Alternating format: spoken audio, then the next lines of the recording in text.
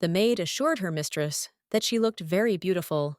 They were sure that the gentleman would immediately fall in love with their mistress Erica. The lady was informed that His Majesty the Emperor had arrived. The maids were delighted because he had finally arrived. But they didn't quite understand why the lady didn't react to this. Today is the long-awaited engagement ceremony, but the lady does not look happy at all. Perhaps this engagement might set her free, so the lady said it wasn't so. And everything was fine. The banquet will begin soon. We need to throw a veil over her. After that, everyone greeted Mrs. Erica. The weather was terrible in the evening. It was pouring with rain. The man was surprised that Count Beckman had finally arrived, and he began to wonder what was going on in such weather. The man was forced to report that there was nothing new, that Guibi had simply been killed again. Guibi was the second most important woman in the emperor's harem. The count noted that this time she held out longer. He asked how she died, and was told that she fell from a tower window. According to the person who found the body, the bones in her entire body were broken, and she had fallen onto a rose bush, leaving her thorn-ridden body covered in blood. As expected this time, it was not a coincidence either. But the man asked them to be more careful with their words. We need to recommend some girl who can become the emperor's second woman. We can't leave the place next to the emperor empty for too long. The man asked about Bengenbeck, but not everyone understood who he was, so he said that he was the lord of the North End, the northern border region, and he knew that he had a daughter who was past the age of marriage, but they are not sure that he can give up his only daughter. He had heard many rumors that the daughter of a northern lord had a terrible scar as expected. There was nothing the Lord Chamberlain did not know about. Then the Count thought for a moment and remarked that they say that a woman with a scar brings misfortune. And if this is so, then this will be a good opportunity for a man to marry off his daughter. This girl with the scar is from a poor family, and without any special background for her, this would be the highest honor. If this tragedy had not happened, it is not a fact that such a girl would have had a chance. Then another man suggested choosing a concubine by lot. It's all because it's too far. The man said he should have said earlier that it wasn't his personal opinion. This was the wish of His Majesty the Emperor, so it must be fulfilled. After this, everyone became quiet. Further discussion was considered pointless. They've done this dozens of times, so they need to start preparing. The woman told Erica to raise her hands higher. Erica was disappointed and just remained silent. The other girl didn't understand what was wrong with her, because she was told to raise her hands higher. If she continues to resist, it will be impossible to apply medicine to her terrible scar. The maid apologized and said that she needed to be patient for a little while. The woman considered it an abomination and was not sure that there would be a suitable match for this abomination. After this, the maid reported that she had already finished. Erica immediately ran away, and her stepmother immediately shouted that this ill-mannered stray cat was very similar to her mother. The girl cried. They shouted that no one would marry her because of this disgusting scar. Aunt Julia, whenever she wants to insult her, calls her an ill-mannered stray cat. But in fact, these words were not spoken to her. These insults are directed at her mother, and she knows it perfectly well. Long ago, to escape Aunt Julia's oppression, she tried to escape from the North End, but the North is too harsh for a child, and Erica almost died buried in a cold snow pit. She managed to escape, but she did not try to escape again. But on days like today, it's hard for her. She imagines that someday she will go south, where the warm evening air blows. Blue sea with white foam. Golden castle shining like the sun above the horizon. In the center of the castle stands a throne of gold and ruby, and on that throne sits the master. The lady was informed that the gentleman was waiting for her. The girl was in complete shock and did not understand what was being discussed. Erica believed that the gentleman was calling her to the border. Then she needed to urgently prepare a carriage. But the maid said that this was not so. The master had just arrived at the estate. Erica thought it was strange. The times he called her to talk could be counted on one hand. She was curious about what had happened, and she entered the room, believing that the gentleman had called her. The man was glad that Erica had come and noted that he had not seen her for a long time. The girl sees such an expression on her father's face for the first time, and she wonders what happened. Her father turned to her and noted that it was a bit unexpected to say this after just meeting her, but she had to prepare for the engagement ceremony. The girl was perplexed, and the man told her that her marriage had already been decided. Her stepmother kept saying that no one would marry her because of that hideous scar, but now her father said that her marriage was already decided. The girl asked again if she understood her father correctly. She became curious about who proposed to her. They say that the commander of the knights, who had not forgotten her father's achievement, recommended her to the emperor. His Majesty the Emperor comes from the greatest family on the entire continent, the ruler of Lancia. Kaulakin, the girl was in complete horror when she realized that it was the emperor. Melinda believed that her mistress would simply be engaged to His Majesty. The lady confirmed this and noted that she knew that the girl had never left this place before. The maid told her to think about the capital. It would be very nice there, from beautiful clothes and toys displayed on the street to colorful decorations. It is so beautiful there that the maid would like to follow her mistress. Besides, Mrs. will become Gwaby, so she shouldn't worry about anything. Engagement is a reason to be happy, not sad. In fact, the lady is not afraid of marriage. In fact, she is afraid that the emperor who executed thousands of people wants to marry her. She was wondering what would happen to her when he saw her scar. Since ancient times, it has been believed that a woman with a scar brings only misfortune to the family. She couldn't imagine what would happen if she tarnished the name of the imperial family, and she felt sick after that. This is the first time her father has hopes for her. She cannot let him down. So Erica decided that she had to overcome this fear. She didn't understand what was happening.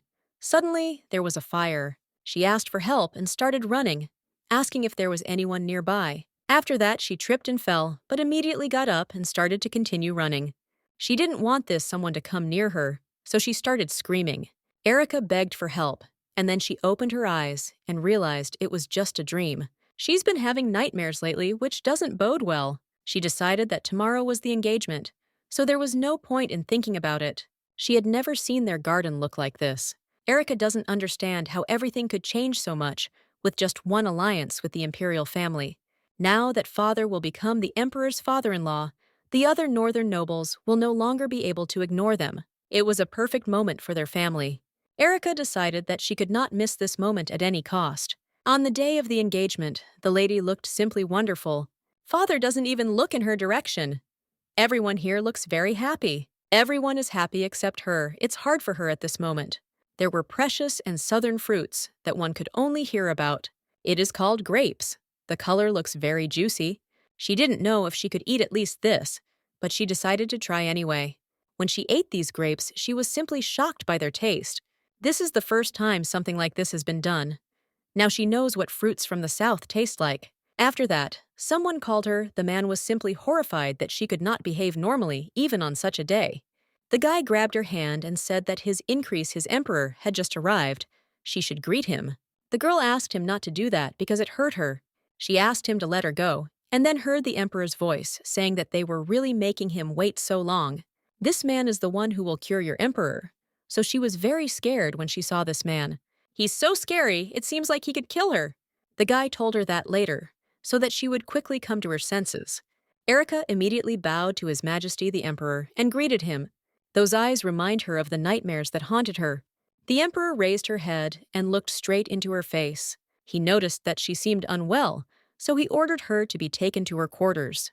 The maids immediately rushed to the mistress and said that everything would be done. The Emperor ordered them to continue the banquet, and then he looked at the grapes. He saw that only a small rind remained of him, and thought about how she was shaking as if he himself were the devil. She didn't have the courage, and the grapes were made of corks. She was either naive or stupid. This is some kind of absurdity. The stepmother is brave. She has never seen a girl. That's how you failed the engagement ceremony. Her daughter also agreed with her, and her mother said that Erica looked very pathetic. After that, they began to look at the women who came and saw one whom they had never seen before. The girl had a very beautiful face, so everyone became interested in who she was. Her name is Britta. She is the daughter of the chief of Leon Fortress in the north. She is said to be close to the emperor and looks stupid. She became a concubine with only one face. She is lucky. Runs like a little tail after the emperor, chatting casually with everyone. Stepmother noted that it looks like that. But if that's the case, then this silly thing might come in handy for them. Erica sat in her room and thought about what had just happened. She's very sorry she can't go back in time and fix everything. After this, someone knocked on her door. Most likely it was a maid who said that she was entering. It was indeed a maid, who asked if the mistress had collected all her things. It was Melinda, all the things, and the ladies were collected, but there were very few of them. Erica noted that there was even a lot here. In fact, she had nothing to take with her. The maid nevertheless agreed where the mistress was going. There would be many better things. After that, Aunt Julia and Erica knocked on her room door, and Erica was surprised to see her. The woman noted that the stray cat was finally getting ready to leave the North End. Erica noted that she had nothing to say to her aunt, so she asked her to leave her. The woman was surprised and remarked that she came here, I want to see her for the last time. But the woman asked if she knew how many concubines the emperor had killed so far. Erica looked scared and asked if she had understood her aunt correctly. Erica didn't understand what the lady was talking about. Not her father.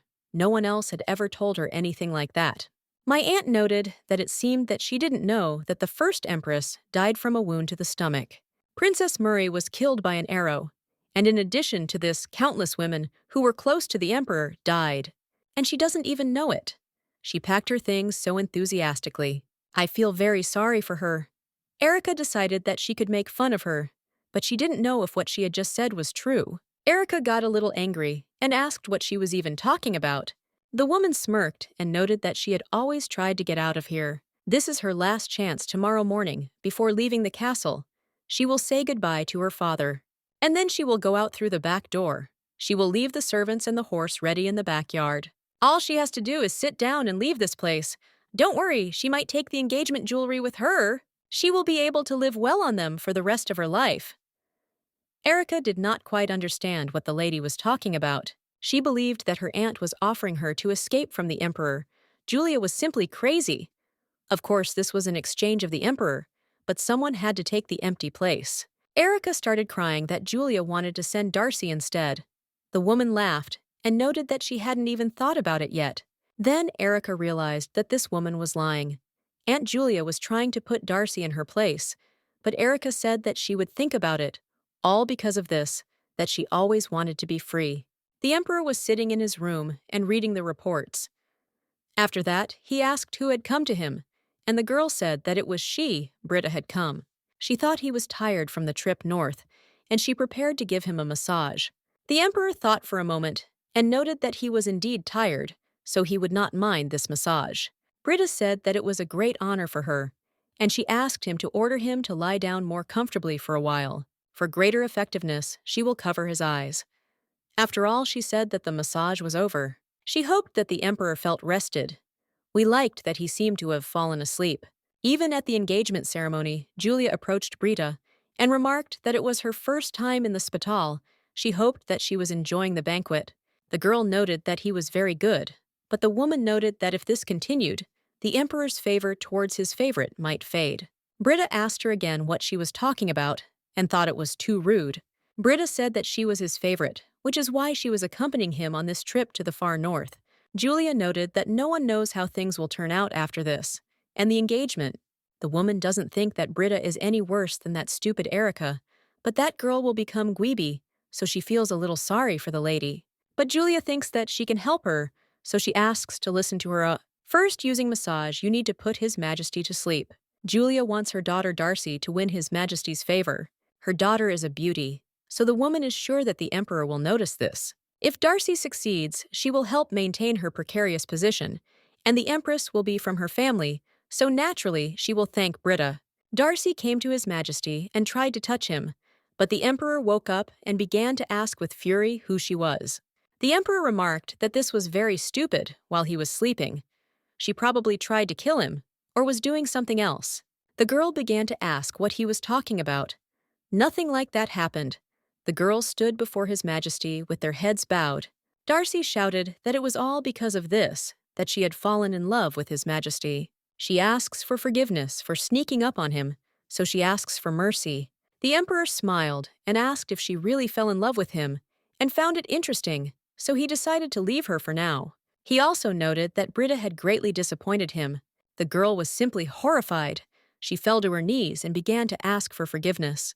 Britta said it was because of her boundless love for him. Only for a moment she was blinded by jealousy over the woman who would become his Gweeby. She already enjoys the influence of His Majesty and expresses contempt for other people. Britta didn't do anything wrong. It was all because of that woman. After this, the emperor shouted for the guards to enter the room, and the knights immediately entered. He ordered that Britta be thrown into the river. He was very interested in how far the current would carry her. Britta immediately began to ask for forgiveness and beg His Majesty not to do this and to give her one last chance. Now, the emperor said that he must show special favor to the lady of the Guibi family. He said with a smile that he was not sure it would be better than death. Darcy was very happy when she saw that her mother had arrived. Udar kept asking what the girl had said, but his mother said there was no need to worry. Julia was sure that Erica would not be able to refuse her offer. That's why Julia said earlier when Britta would give a sign. Then Darcy will enter and win the emperor's heart. This stupid girl thinks that they will remove Erica from Gwebi's place and put her in the vacant one. But everyone sees how beautiful Darcy is. She will definitely captivate the emperor's heart. And they will get rid of Britta very soon. And by the way, Mother asked again if Darcy was sure that he wanted to be with the emperor. The girl replied that of course he does. He is very incredible. As expected from His Majesty, not like any northern nobility, sir. So Julia turned to her daughter and said that for her life and their family, she must win the heart of His Majesty. Darcy was sure that she could do it, and nothing else. Finally, the wonderful future that Julia deserves is coming soon. If only this stray cat, this insignificant girl, hadn't come into the house and ruined everything. Julia was angry rightly, so that her daughter was now paying for her crime.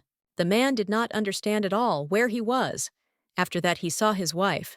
She was glad to see Lacote. He was very happy to see Maria. But then he opened his eyes and realized that it was a dream. A tear even ran down his cheek. He missed her very much. War, if it weren't for that war, Maria would be alive now. Unfortunately, it is useless to think about it, and revenge is impossible. All he can do is fulfill her last wish to protect the people Maria loved. All so that innocent people would no longer die, so that there would be no more sufferers like him and Mary. He must protect these lands. After that, his daughter knocked on his door, and he allowed her to enter. She noted that yesterday was the last banquet before her departure, so she wants to know why he didn't come after all. The gentleman noted that he was at the border, so he could not come. Erica wondered if it was really more important than her. The man replied that this was what he had to do, that he had to build a new castle on the border. The gentleman understands that this will not allow war to be avoided, and he will not allow the tragedy of 11 years ago to be repeated.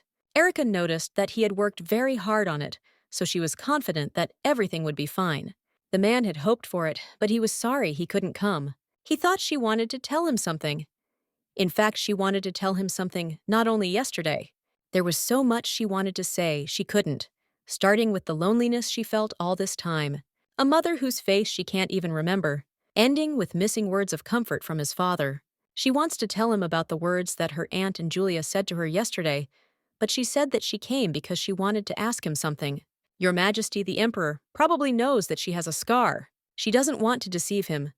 Her father asked her again if she really cared about it. He told Erica not to worry because the Emperor knew everything. He may have forgotten now, but to remember someday after all is fate. The girl was in complete shock. She did not understand what he was talking about. Father asked Erica to listen to him carefully. He had the same wounds as her. Erica knew that one day the Emperor himself would need her help, but now was the time to leave without looking back. The father in turn insistently asked Erica to hurry up and assured her that he was fine. He also reminded the girl not to forget to say goodbye to Aunt Julia. But Erica firmly replied that she was not going to visit her aunt and would simply leave. Her father was puzzled as to why she was doing this. The girl snapped that her father knew the reason perfectly well. Then he asked if she had heard about the events of the previous night. Everyone in the palace already knew about what had happened, and Erica decided to take advantage of the moment to ask her father for a favor. She hinted that someone was probably waiting for her near the back gate and suggested that her father interrogate this person properly. If he was indeed ordered to commit murder, the father could deal with Julia as he saw fit. Erica said goodbye, noting that it was time for her to leave, but asked her father to take care of himself and be careful. The father immediately turned to Willis, instructing him to find the guy at the gate and beat the truth out of him at any cost. Meanwhile, Erica headed towards the carriage to finally set off. Inside her, the thought never left her that if she had agreed to her aunt's proposal back then, her life could have turned out differently. However, leaving her father at such a moment seemed completely impossible to her. Soon, Cascade approached Erica, introduced himself, and said that he would be accompanying her on the trip. He also brought a eunuch to keep the girl company, but Erica said she didn't need anyone. Erica expressed a desire to reach the capital in complete silence, but Cascade was sure that loneliness would tire her out. The man assured him that the eunuch was very smart and well-mannered and would not cause any inconvenience. Then Rudy approached and politely introduced himself. He asked to warn him if the girl suddenly needed something and was ready to help at any moment. At this time, one of the father's men returned and reported that the boy at the gate had confessed. The father immediately asked what exactly he had said and what he had confessed to. The guy said he was sent to wait at the back gate and given clear instructions. When the woman came out of the house, he was supposed to grab her and get rid of her. Hearing this, the father was stunned and could not believe what he heard. Rage boiled within him, and he immediately went to deal with Julia not wanting to wait. Darcy, trying to defuse the situation, immediately began to beg the gentleman to forgive her mother. The girl insisted that her mother had done all this only for the sake of her family. The man could not understand how Julia could decide to do such a thing. Julia openly tried to get rid of her own niece. In a rage, she screamed that this girl deserved only death. She said that the girl was the daughter of a witch and her blood was dirty. But the man, unable to restrain himself, shouted that Julia should not even dare to call his wife that. Julia responded by saying that if the witch had not died in the war, everything might have turned out differently. In that case, he would never have become a lord. So it's a good thing that this Maria died, Julia added with contempt. Darcy was stunned by these words. She immediately rushed to her mother, trying to find comfort. The man, seething with anger, shouted that Julia must understand. She would be punished for her words. He declared that he would send her into exile to one of the remote islands in the North Sea. There she would spend the rest of her life deprived of everything she had, he said with cold determination. The girl and her mother were shocked by what they heard, and the man loudly slammed the door behind him as he left. Once outside the door, he sighed heavily, trying to cope with the anger that had surged up. At that moment, a maid approached him, and he immediately realized that she was Lady Erica's maid. The maid modestly informed him that she had been instructed to convey something important to him. She said Lady Erica had asked that it be used to purchase keys for the Lord's new residence. All this was done so that he would not be cold in his new house. The maid added that after today, he probably understood how difficult Lady Erica's life had been all this time. However, despite this, the young lady always cared more about his pain than about her own suffering. These words deeply touched the man, and he could not hold back his tears, remembering his daughter. Erica, in turn, was grateful to the eunuch for the care he showed towards her. She assured him that she could handle everything herself and asked him to just rest. Rudy, however, asked mockingly how much longer she was going to pretend to be so sweet. These words struck the lady. The atmosphere changed dramatically, and she began to think that she had made some mistake. Perhaps she had refused the offer of help too abruptly, she thought. The girl suddenly asked if Rudy knew her real name. He did not understand why she was asking such questions. In response, he only dryly noted that he was not so stupid as not to know the name of his mistress. The girl began to justify herself, trying to convince Rudy that everything was not as he thought. But Rudy sternly asked her to just sit quietly if it was true. The lady apologized, not understanding what exactly had caused the displeasure. Her words sounded sincere, but there was still a hint of confusion in her eyes. His refined appearance was surprisingly sophisticated, not befitting a simple worker. This elegance seemed to be something unattainable. She found it hard to imagine that everyone in the capital could be so refined. She wondered if this was the norm in a place like this. The man looked outside and informed the lady that the horses were tired. This meant that they needed to be rested and fed, even if she was a little bored. He explained that the trip would continue later, but she would have to be patient for a while. Boredom was a temporary inconvenience that she would have to put up with. Erica noticed that everything was fine. The scenery outside the window was so beautiful that there was no time to get bored. She even saw cute ducks. The man was surprised by her words about ducks, because it seemed to him that ducks were always yellow. This confused him. He wondered if it was a goose. He was sure he had seen ducks before and knew what they looked like. The ducks in the castle were raised by cooks. He knew that for sure. Erica suggested checking it out to see for herself. But the eunuch reminded her that she was not supposed to go out. However, he could not stop the lady who was full of determination. He asked her not to rush and wait for him, so as not to expose herself to risk and not to go too far. When the lady came out, she was surprised by what she saw. The landscape was so beautiful that she froze in admiration. The eunuch wondered how the mistress could move so quickly when there was so much beauty around. He noticed that she had soiled her dress and admitted that it was the first time he had seen such a wonderful landscape. Erica felt that their outing had been worth it. She was glad that she had been able to enjoy the beauty of nature. She pointed to the duck and asked the man if she was right, if she was sure of her guess. The man, looking closely, was amazed.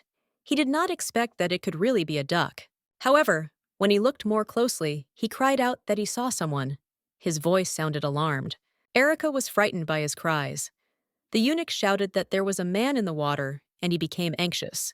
He panicked and asked the lady to return to the carriage, fearing that the situation might get out of control. Erica tried to calm him down by saying that the woman seemed familiar to her. She was sure that she had met her before, and remembered that it could be none other than Empress Kayla. Suddenly, a male voice was heard, which clarified that the woman had been carried away not far, which added to the mystery of the situation. The voice belonged to the emperor himself. He said that he thought the current would carry her to the fortress of Leon. The emperor coldly ordered the woman to be placed in a coffin and sent to the commander of Leon Fortress as a warning. This was meant to be a lesson to all who dare to dream of the unattainable, demonstrating the consequences of such aspirations. Erica realized with horror that Ka Laken did not seem like a villain at all. He literally embodied the very image of a demon. The girl believed that only real demons were surrounded by a thick black aura that frightened even those who could not see it. In her imagination, demons always laughed in the dark, their frighteningly bright blood-red eyes flashing. The eunuch, noticing her pale appearance, asked worriedly if she was feeling better. Apparently something was wrong. He couldn't understand the reason for her condition.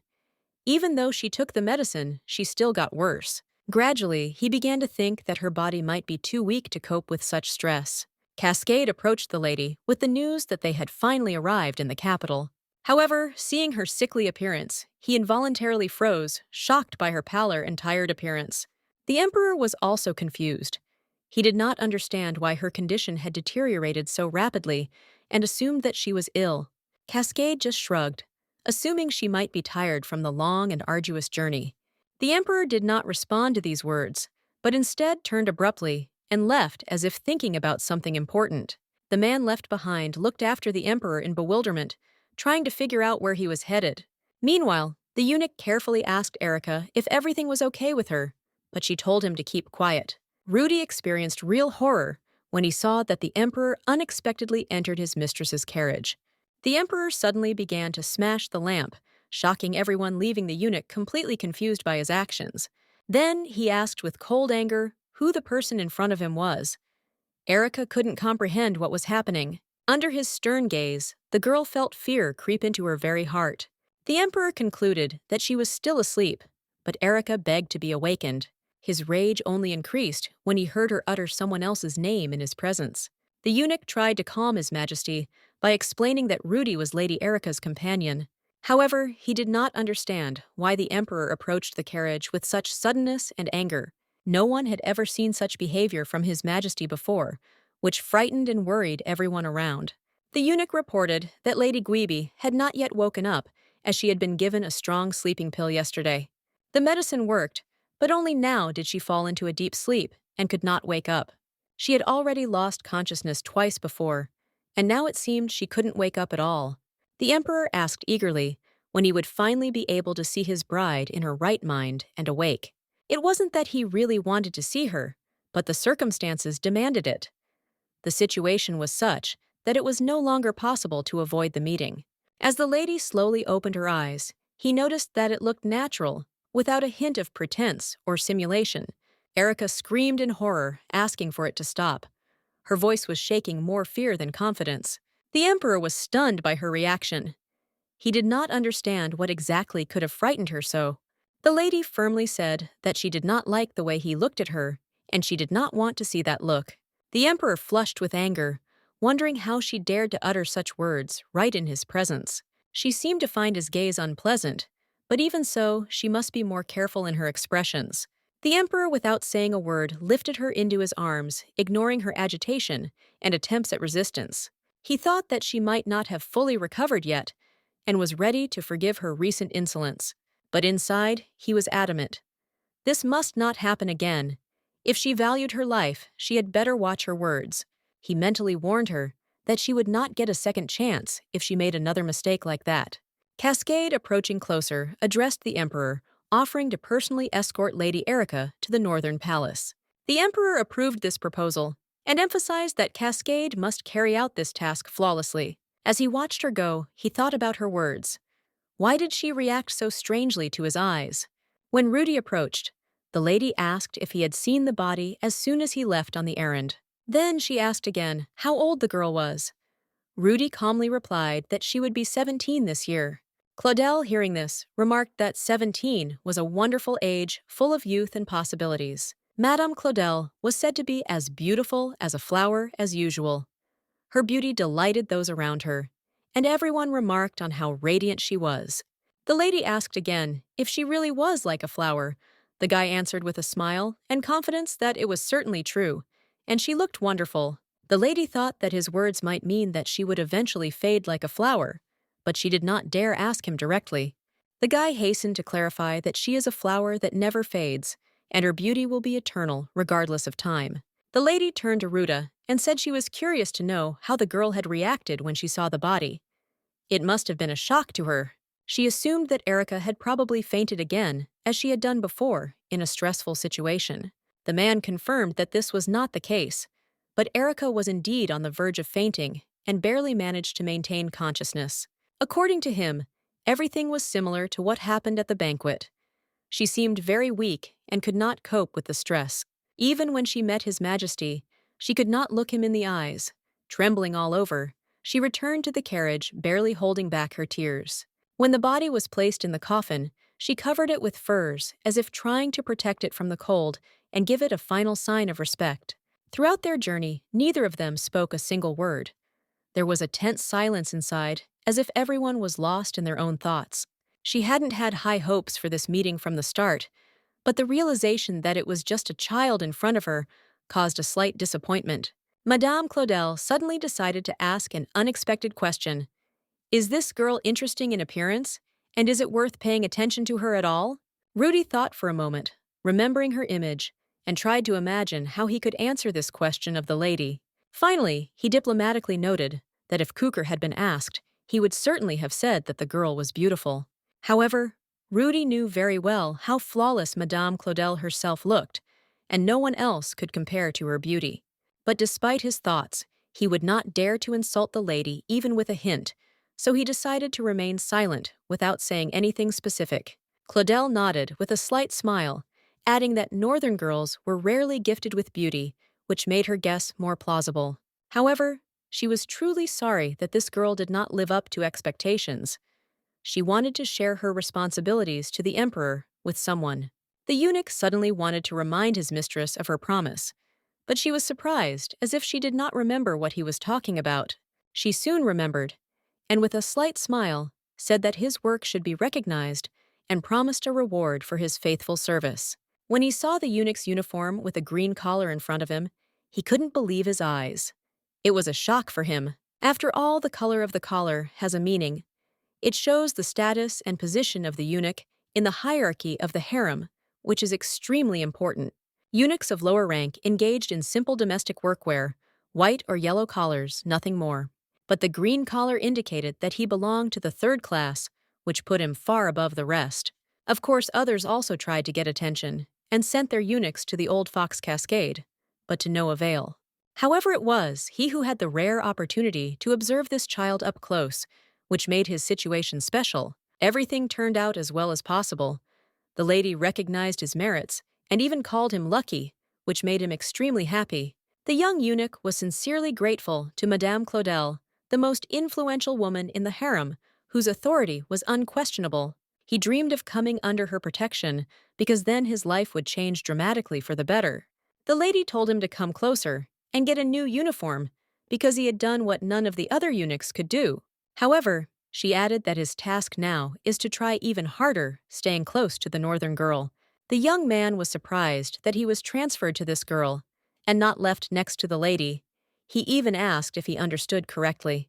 Claudel laughed with a smile, explaining that it would be difficult for the girl to adapt to the new place, and she would need support.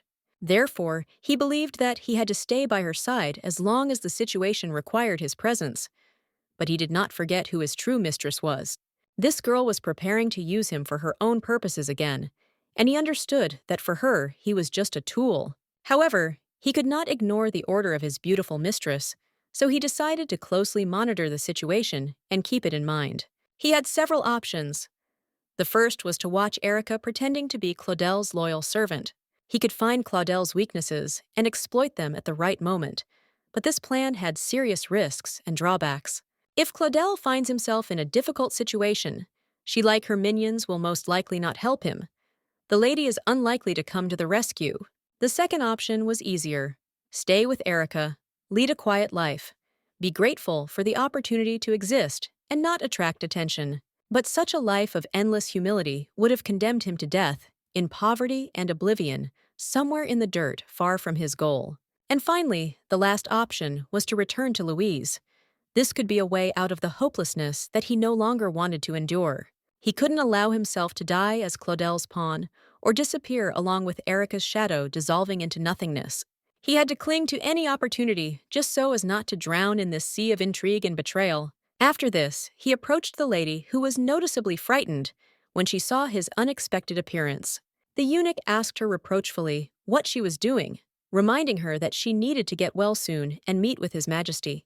The girl complained of feeling unwell, but still mentioned that it was dangerous to do nothing, otherwise the emperor might forget about her. However, this was exactly what she wanted. Rudy understood that the lady did not realize how enemies had already surrounded her on all sides. If she continues to remain passive, the emperor will truly forget about her, and she will disappear somewhere in a forgotten corner of the harem. However, the lady sharply objected, saying that it was better to be forgotten than to be executed for her actions. These words left Rudy in complete shock. He could not understand what she meant and how she could say such a thing. The girl confirmed her words again, telling that the emperor's bed is called the execution platform, the place where many met their death. This is a fact known in the palace. Rumor has it that the number of concubines the emperor had killed had long since exceeded the dozens. He seemed to be targeting her, wanting to make her one of his victims. Rudy immediately realized that such things were difficult to discuss out loud, but the lady assured him that everything she said was true and she was not exaggerating. All this was really happening. The boy couldn't understand how he ended up in this situation. If things continued like this, he could also get into trouble and the consequences would be serious. He finally agreed, deciding that it was best to cancel her service that day to avoid any unnecessary problems and stress. He couldn't offer that, but he still wanted to advise her to hire a maid who could help around the house and make her life a little easier. Ruling an empire was not easy. It required a special approach, as if a man were trying to tame a wild beast, constantly balancing between hardness and softness. After the death of the emperor, young Khal Laken ascended to the throne at the age of 20.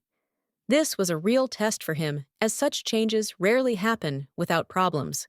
Although the young emperor had little experience, he was lucky experienced politicians helped him formulate the right policies necessary to strengthen his power. She did not look like an ordinary woman, but rather like a warrior. The emperor, for his own interests, used the law as a weapon with which he could defeat any opponents. He took the laws of the 6 kingdoms and combined them into one new system, which showed his determination and ability to reform politics. He achieved all this in just 1 year of rule. As expected, the nobility, especially the nobility, fiercely objected and resisted his innovations. When their anger reached its peak, Khal Laken did not hesitate to draw his sword, ready to act decisively to suppress any attempts at rebellion. All this led to a brutal massacre. Half of the imperial castle was covered in blood, and the heads of the rebels were hung on the walls as a warning to others. The rebels' titles were annulled, and their families lost everything. They were all turned into ordinary people without any influence. The emperor asked where his bride was. Cascade said that she had not yet recovered from her last journey, and could not be there. She said that she would not be able to attend the service, which greatly surprised the emperor. He asked again, not believing his ears. Cascade noticed that the emperor seemed to turn and leave. This surprised her, as she had not expected him to let the situation go unnoticed. The emperor's behavior remained a mystery. It was unclear what exactly he was planning, and how he generally assessed what was happening around him. The law was a harsh instrument to tame the empire, but it also needed another approach, gentleness, to keep the people submissive and trusting. To strengthen his legitimacy, the emperor decided to use the authority of the god himself. This would give him strength and the right to rule. He began to pray, and in the process a sacrifice was made. The lamb became a symbol of purification, something needed for favorable changes in the empire. The ceremony included a woman who played the role of the victim. This was part of a ritual that symbolized his power and closeness to the divine. More than one girl was sacrificed at the ceremony, but the lamb remained unharmed. The emperor himself performed the ceremony, which further emphasized its power. Erica felt pain and asked if she really needed to wear it, as she felt uncomfortable in her clothes. She was not sure if it was necessary. The maid explained that if she was going to an official reception, then following all the rules and regulations was a must. This would help show her respect for tradition. Maintaining etiquette was important to properly express one's dignity and status, and the maid assured that this would make her image impeccable. The mistress did not understand what the maid was talking about. She began to cough, feeling uncomfortable, and not understanding how important it was to follow such strict rules. It was difficult for her. She took her time deciding that it was better to think carefully about everything that was said and not act hastily. Erica admitted that this was her first time, to which Rudy asked in surprise how she had lived before if she hadn't known such things. She replied that she had previously spent the night with Sashka, who was the stable keeper, and there was nothing strange about this for her. Also nearby were always the hunter Roy and the cook Jean, with whom she spent time getting used to their company. These people taught her not only how to hunt, but also how to prepare firewood and cut up game, which was an important experience for her. Rudy could not contain his displeasure and said that the lady should not even mention such a thing in the presence of the emperor. The maid noticed that they had a long way to go, which made her wonder how difficult it would all be. On this day, it was decided to start with simple things and leave serious studies for tomorrow so as not to overload immediately. The harem was divided into 4 huge palaces, eastern, western, northern, and southern, each with a unique atmosphere. In the future, the lady will have to meet the aristocrats of the capital of Assur, because this is an important part of her education and life. It is not necessary to know all the aristocrats, but when someone approaches her, she should know who it is. This meant that she had to study a lot of people and events, which placed a lot of responsibility on her. The maid promised that today would be easier, but in the end, the training turned out to be much more intense than expected. After a long day, she felt like she needed to have dinner, but she could already hear the voices of people passing by in her room. From their conversations, she learned that today, during the service, His Majesty killed the priestesses, which shocked her to the depths of her soul. They say that their master, the emperor, dealt with the priestesses, and it was cruel. Such terrible information stunned everyone who knew about it. The girl, shocked, threw down the spoon when she heard the words of her father, who confidently declared that he knew everything related to the emperor. He said that everything would be fine, but warned that if the emperor saw it with his own eyes, the situation could change. This was a serious threat. The girl was horrified by her own thoughts that suddenly filled her mind. She couldn't believe that this was possible. Realizing that the thoughts about it were too scary, the girl decided not to think about it anymore. Fear took hold of her, and she tried to get rid of this feeling. The maid turned to Mrs. Erica, asking if she had finished her meal. The maid's interest was genuine. She simply wanted to help her mistress. The girl thought for a moment, but soon pulled herself up, and almost in a whisper, said that now she wanted to take a bath, although she had not yet started. Lisa, noticing her mistress's desire, had already prepared water for her. She was ready to serve her mistress and make her rest more comfortable. The girl nodded gratefully and went where the maid pointed and was ready to take a bath. The maid reminded her to go behind the screen where everything was ready. The lady shouted loudly that she was fine and that she did not need help. She confidently assured that she could handle it herself. Erica firmly stated that she could handle the bathroom herself. She did not need support and decided not to worry others. Keep your back straight and let your shoulders drop naturally. It's important to pull your stomach in a little so you can lift your chin without focusing on one spot. And the most important thing is to never forget about a graceful smile. It should be light and natural to create the right impression. Erica was starting to get confused. She couldn't figure out what to do. Her thoughts were all mixed up in her head, and she doubted she could handle it. Erica was still unsure. The maid insisted that she had to keep her smile, because without it, she wouldn't be able to create the right impression. Erica felt like a clown. She thought she looked stupid. The maid suggested practicing walking to make it work. The maid reminded that the mistress should not take too big steps. She should move smoothly, slowly, but with confidence. Erica was confused and couldn't figure out how to walk properly. She had never learned how to walk and didn't know where to start. Suddenly, Erica lost her balance and fell. The maid was confused and did not know what to do in such a situation. She immediately ran up to Erica, anxiously asking if everything was okay. The maid was worried about her health and did not know what to do next. Erica said she was fine, but she felt guilty. She wanted to apologize to her father, thinking it was her mistake. Suddenly, the girl burst into tears. The maid tried to calm her down, but a young man entered her place and intervened in the situation. Rudy said that Mrs. Ludenia was inviting Erica to tea. He was calm, but his words made the girl doubtful and confused. The eunuch handed Erica the letter. She was in complete shock and could not understand how she should react to the unexpected invitation. Erica was confused. She did not know who Lady Ludenia was, and so the eunuch was forced to explain her role and status. Mrs. Ludenia resides in the Western Palace. She is a famous person, and her invitation was a significant event. Erica immediately said that she did not agree to the invitation because she felt unwell and did not want to go. She tried to talk herself out of it. They tried to convince her that she should go, but Erica continued to insist that she was not ready and unable to take part. The maid suggested that Rudy return the invitation. She thought that it was worth giving Erica time and not rushing her with an answer. The eunuch was shocked by such a request. However, the maid insisted offering to finish the lessons for today and give Erica a break. The lady was delighted that Erica had made such progress, but she fell again because she was not yet used to heels. Lisa reminded Erica to be attentive. Rudy thought about it because the girl, despite her efforts, was clearly not ready and still made mistakes. The Lord of North End has taken charge of the Rangers and Knights, representing the northern families. He is currently heading to Lian Fortress to carry out an important mission. His Majesty received a message that he doubted whether it was worthwhile to lead an army with such a huge number of forces. This was a sudden decision for him. The servant reported that he heard that there were no troops in Lian Fortress.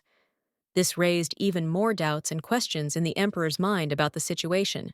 The Emperor remarked that they should verify this on the spot. Lian, as an ancient royal land, may hide more serious secrets than they thought.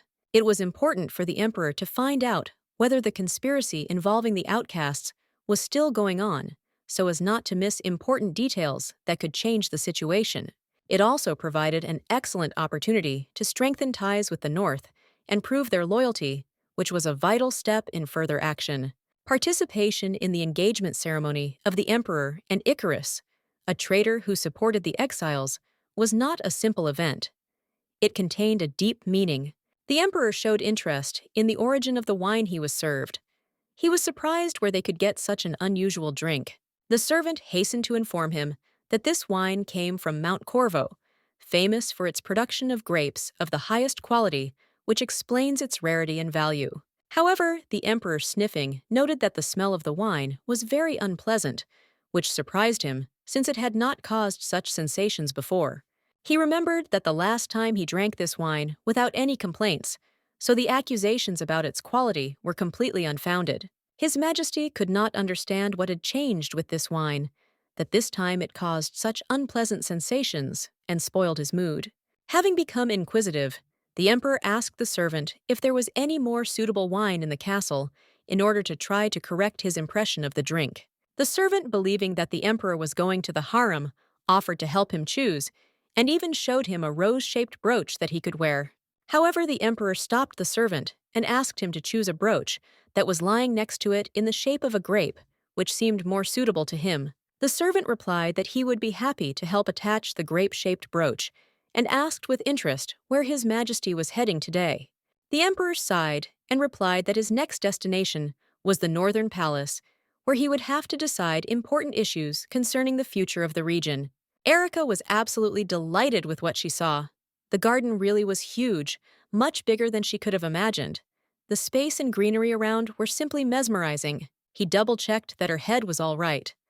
The lady probably didn't quite understand the question, and the girl clarified that he meant her well-being.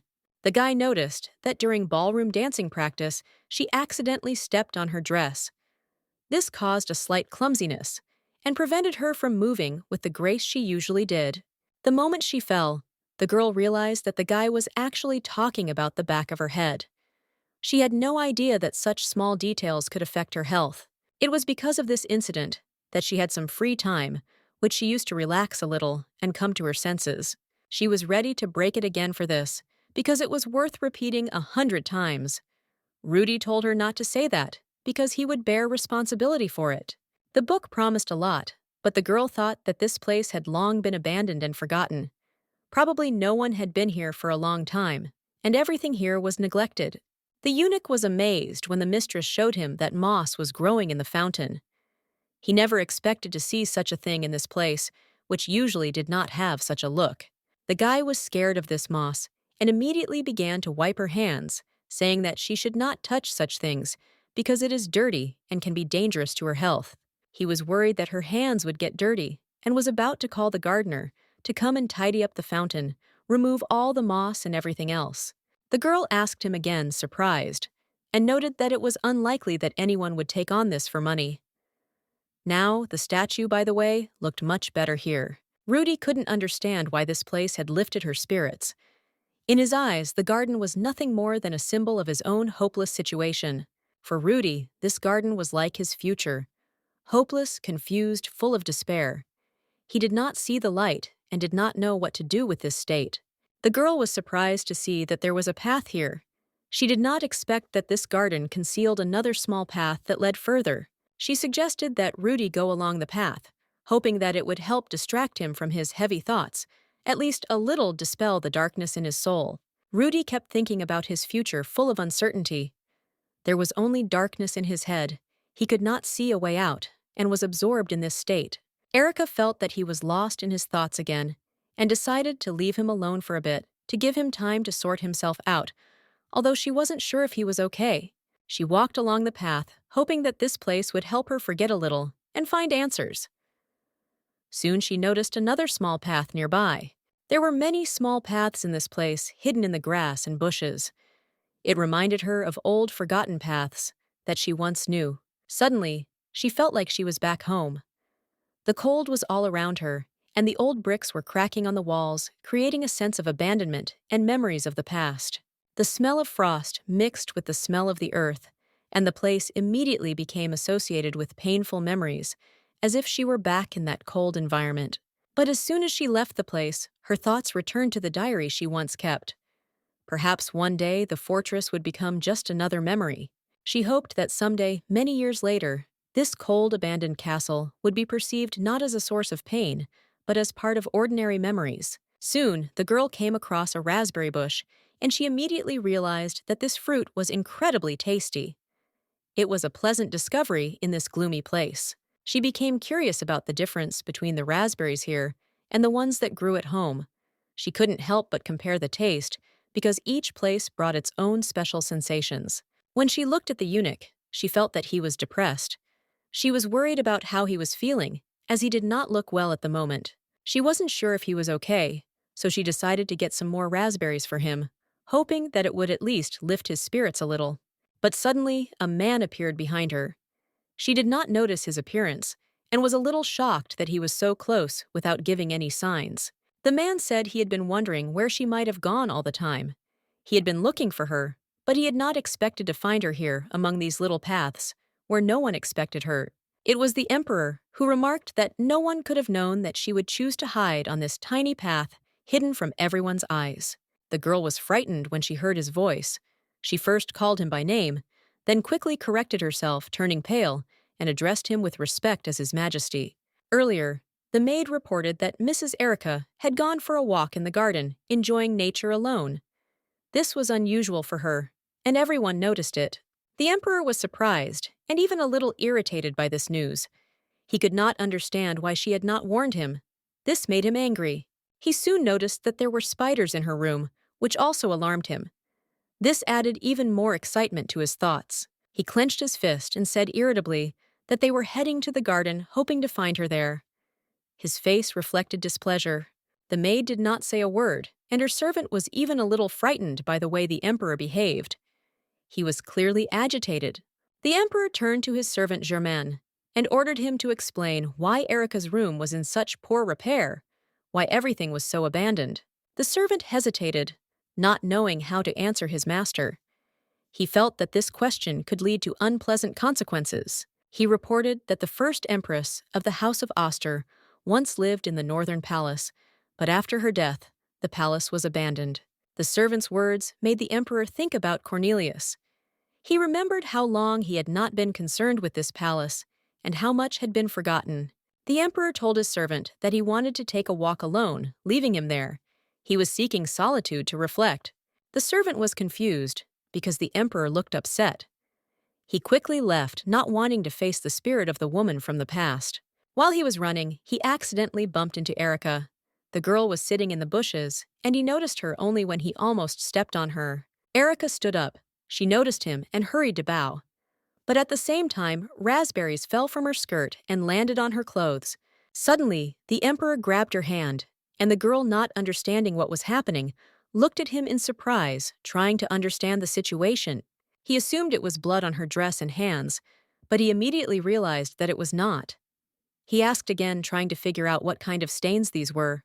The emperor asked her many times, and Erica began to get confused. She did not know how to explain that it was just raspberries.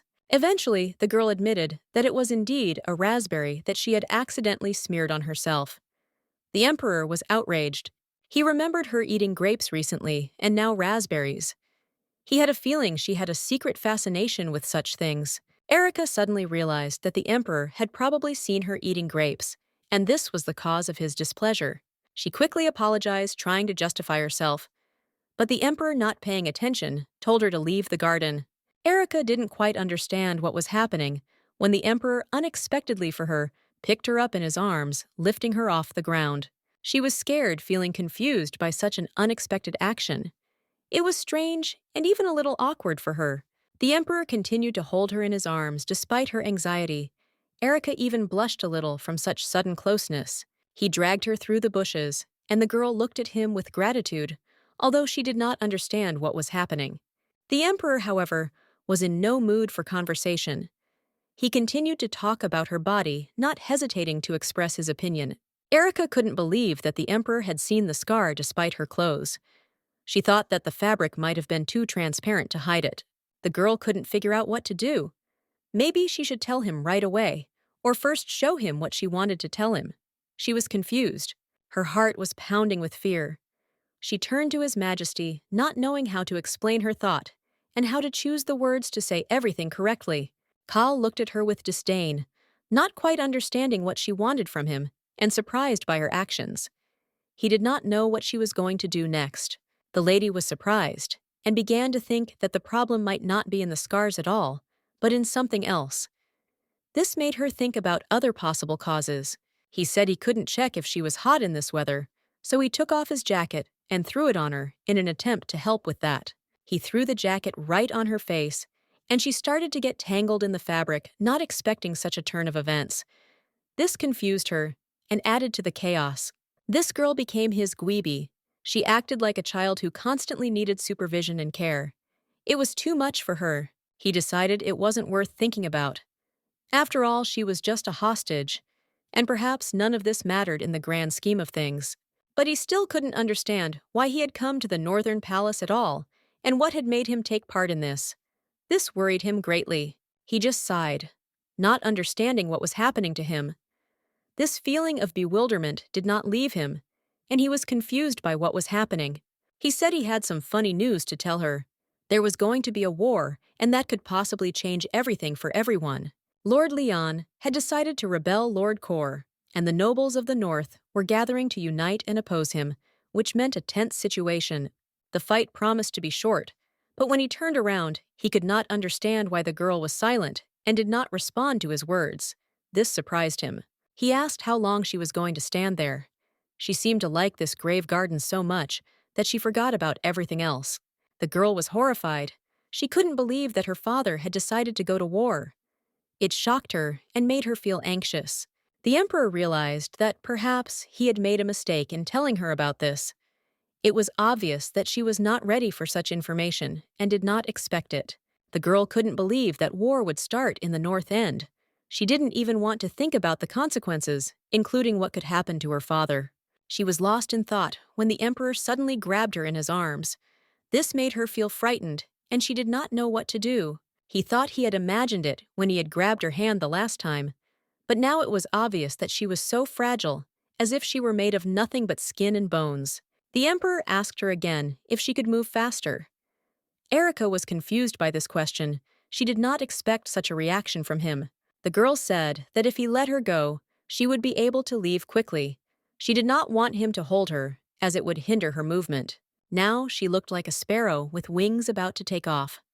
She apologized and asked him to let her go so she could leave. She accidentally hit him, and the emperor, with a stern expression on his face, ordered her not to move. He was clearly irritated, but he tried to control himself. In any case, he was tired of this place. He wanted to leave it as soon as possible, feeling that everything that was happening here made no sense to him. Now he had decided to give the order to destroy the burial ground. This was his intention, to get rid of this place that oppressed him. Rudy was absolutely horrified when he finally saw his mistress. His voice shook as he cried out that he was so glad she was alive. Then he quickly apologized for his emotions. He couldn't help asking questions, trying to find out what had happened. The lady replied that she didn't know herself, but said that she was ready to discuss everything tomorrow, when she had time. Lisa, worried, approached the lady and anxiously asked if everything was all right with her. She was clearly worried, but her concern was understandable, because her lady was not in the best condition. Erica reassured Lisa, saying that she was fine. However, the maid insisted that while her mistress was changing, she should call the doctor just in case. Erica tried to convince everyone that there was no need to worry, because her dress was just stained with raspberries. This was not a reason for such serious measures, but the maid still insisted on her own. The mistress apologized for soiling her nightgown, feeling awkward. After her words, the eunuch and the maid breathed a sigh of relief, as if they had found a solution to the problem. Erica was so tired that she said she needed to sleep. She decided it was time to leave, and asked Rudy and Lisa to take a little rest so they could recover too. She had a pretty big stain that needed to be washed immediately, so it wouldn't ruin her clothes. Lisa knew the importance of this and was going to act quickly. Lisa was tormented by questions about what could have happened, but fortunately, nothing terrible seemed to have happened. In her eyes, everything looked much less alarming than at first. Rudy meanwhile shouted that the emperor looked terribly angry, as if he had just been in hell. His words were full of bewilderment and slight fear of what was happening.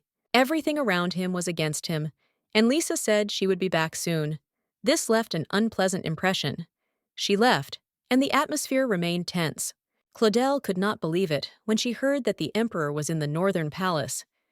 It seemed impossible because at that moment she had not expected to see him there. She couldn't help but wonder what had made him want to be there, since there was only one person in the northern palace who could interest him. The maid who came to her reported that the emperor's bride was there, the girl from the north, about whom everyone had already heard, but few knew the details. Claudel shouted that she knew everything herself, but she was curious why the emperor went to that girl. She could not believe that he really wanted to see her. The maid suggested that if Claudel wanted to know more, it would be better to call the eunuch, who was aware of everything that was happening, so that he could tell him the details. Remembering Rudy, Claudel immediately gave the order for him to be brought right away, since only he could know the whole truth. The eunuch came quickly, and seeing Claudel, thought that she had called him on important business. He expected to hear instructions or questions from her. Claudel checked to see if he had understood correctly and asked who his mistress was. The eunuch began to feel a little lost, but answered calmly as always. Claudel noticed that his master was most likely the man who gave him the green collar. He was a very ordinary eunuch, but he looked confident. Rudy a little nervously replied that his mistress was Madame Claudel. He did not know what to expect from her reaction, but tried not to show his excitement. Claudel, without losing patience, asked him to tell her what the girl from the north had done that had aroused such interest in the emperor. Rudy, not understanding what exactly the lady was asking, simply looked at her silently, trying to figure out how to answer correctly. Claudel asked again, louder this time, what she had done that the emperor had come to the girl. She was sure that something important had happened. The eunuch, at a loss, said that he did not understand what the lady was talking about, and he himself did not know what could be troubling her, so he was completely confused. Claudel, noticing his confusion, said that if he did not understand, then she would definitely help him remember, because she would not tolerate omissions. The maid suddenly hit him in the face, and the guy did not understand at all what was happening. He was even more stunned than before, and did not know what to do. Claudel, not wanting to waste time, said that she would ask again, and he must tell her everything, otherwise she would take more drastic measures. Rudy was in despair, not understanding how he could know what the emperor was thinking. It was all too complicated for him, and he could not give a clear answer. Lady Erica, it turned out, was not feeling well, and the emperor initially intended to visit her. He did come, but nothing important seemed to happen. After a short walk in the garden, the emperor was clearly dissatisfied. He felt that something was wrong and could not find the right words to express his displeasure. Eventually, the emperor left, and the eunuch was even more confused. He did not know all the details of the situation, but he knew that the emperor had only been in the northern palace for a short time. Claudel, once again unable to contain her emotions, exclaimed that the whole situation was complete nonsense. She could not understand how this could have happened. She couldn't believe that the emperor had simply come to inquire about her condition. In a rage, she ordered him to be punished and demanded that Selene do it. Jenka noted that perhaps the emperor was not lying. In the past, he had already provided some benefits to those who were involved in political intrigues and affairs. Lord Kor is currently away on a campaign, and it is not surprising that the emperor is interested in her health. This could be his way of showing his attention. The lady couldn't believe that all this was really happening. The guy tried to convince her that he had never lied to her. Claudel noted that if this was not true, the guy would beg her for death to avoid punishment for lying. The boy insisted that he would not dare to lie to the lady since his loyalty was more important to him than anything else. Claudel was completely perplexed as to how such a girl could become Gweeby, despite her appearance and behavior. This greatly irritated the lady, but she still asked for forgiveness for her doubts and gave the guy money as a token of gratitude. She promised that next time she would believe him, and the guy was very grateful to the lady for her forgiveness and trust. Returning to the palace, the boy realized that his life was saved by pure chance, and this made him even more angry. All his anger spilled out as he smashed his forehead hard against the wall. He was sure that he would soon repay this debt.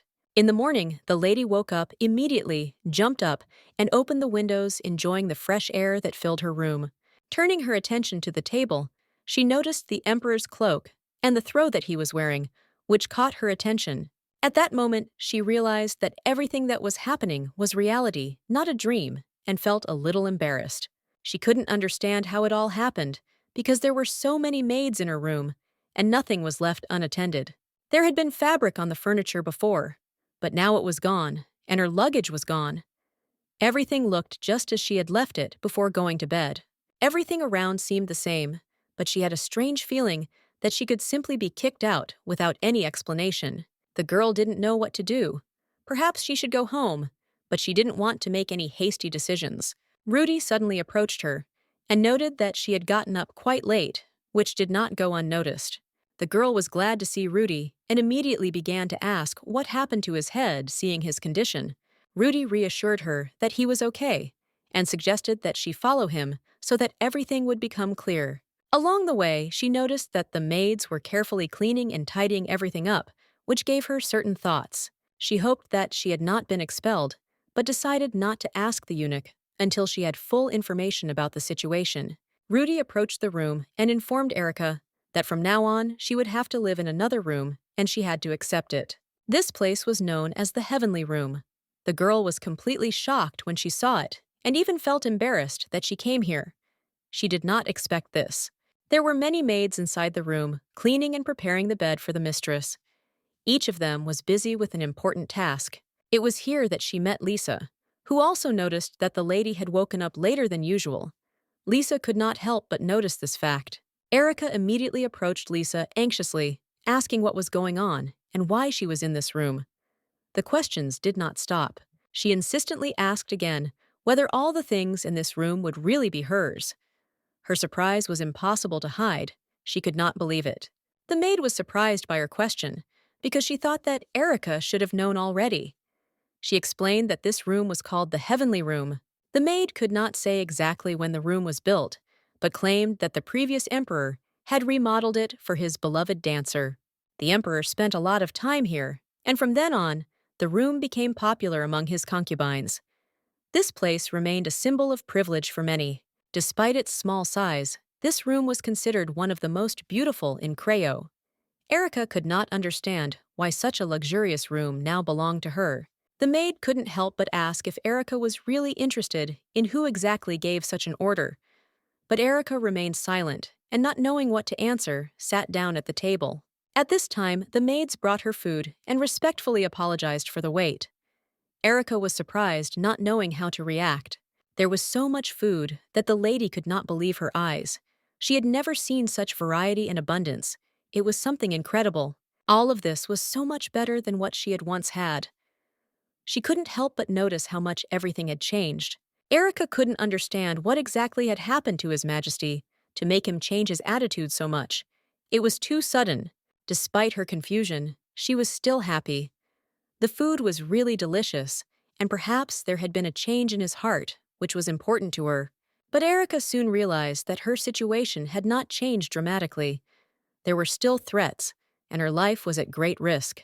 The emperor still remained terrifying to her, and she worried that if he saw her scars, she would be punished or sent back to prison. There in the bedroom, a life with Aunt Julia awaited her. Erica was empty of the thought of such a future, and the prospect frightened her to the depths of her soul. The very thought of it made her heart clench, and she wanted to cry. The painful feelings did not leave her, but Erica tried to come to terms with it because she understood that she could not change anything. At this time, Rudy came up to her and asked why she had such a look. The lady was deeply upset and turned to the eunuch and said that she had torn her dress. She explained that it had happened during training. Rudy replied with a smile that it was okay, the dress could simply be repaired.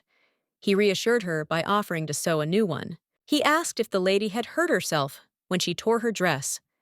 Erica replied that she was fine and that no injury had occurred despite the unpleasant incident with her clothes. Rudy said that in that case there was no need to worry. Everything was fine. The dress was just torn, but that was no reason to worry because it was a normal little thing. Erica, noticing that Lisa had returned, asked where she had gone. Lisa said that she had gone to get a snail for some other purpose. The maid explained that she had brought a snail. When it had eaten all it needed, more would need to be added. This was her way of controlling the food supply. Erica smiled and noted that the snail would never be able to eat as much as she was offering it in its entire life. It was too much for one creature. She added that they would watch its behavior. And in the end, Erica was surprised to see how the snail actually ate everything. It happened gradually, but the fact was obvious. Little by little, step by step, the snail coped with the task. Despite all the difficulty, it was able to swallow everything that was offered without leaving a single piece. New leaves had to be put in immediately, as the old ones had already been eaten. This required action from both sides, and the people here helped in this process. The place turned out to be quite cozy. Despite the oddities, Erica thought that perhaps this place could be considered her home. She felt calm and comfortable here. Erica approached Lisa, asking for help. She explained that she needed something small, simple to make the current task a little easier. The maid was surprised to hear her mistress's request, but Erica immediately clarified that she simply needed to take a bath. Everything was quite simple, but important for her rest. The maid noticed that the mistress probably understood everything herself. She was smart enough to understand the situation she found herself in and its consequences. In this place, a weak person could not survive for long. Those who could not protect themselves became vulnerable, and weakness was the source of many problems. This was one of the ways to survive in such conditions. The lady realized this, although she did not like to think about it, preferring to look for other ways. Erica was surprised by this change in herself. Before, she was always in a hurry to wash and dress quickly, but now something made her slow down and think. When the people sent by the emperor finished their work, the lady asked to convey her gratitude to them and send them back. She did not forget about those who helped. The maid was surprised by the mistress's decision. Of course, these people were enough for Erica, but they were changing the room, and she and Rudy might need additional helpers. Erica is only going to use a few necessary rooms, so all the others should be locked. She also reminded the maids to return all the jewels the emperor sent.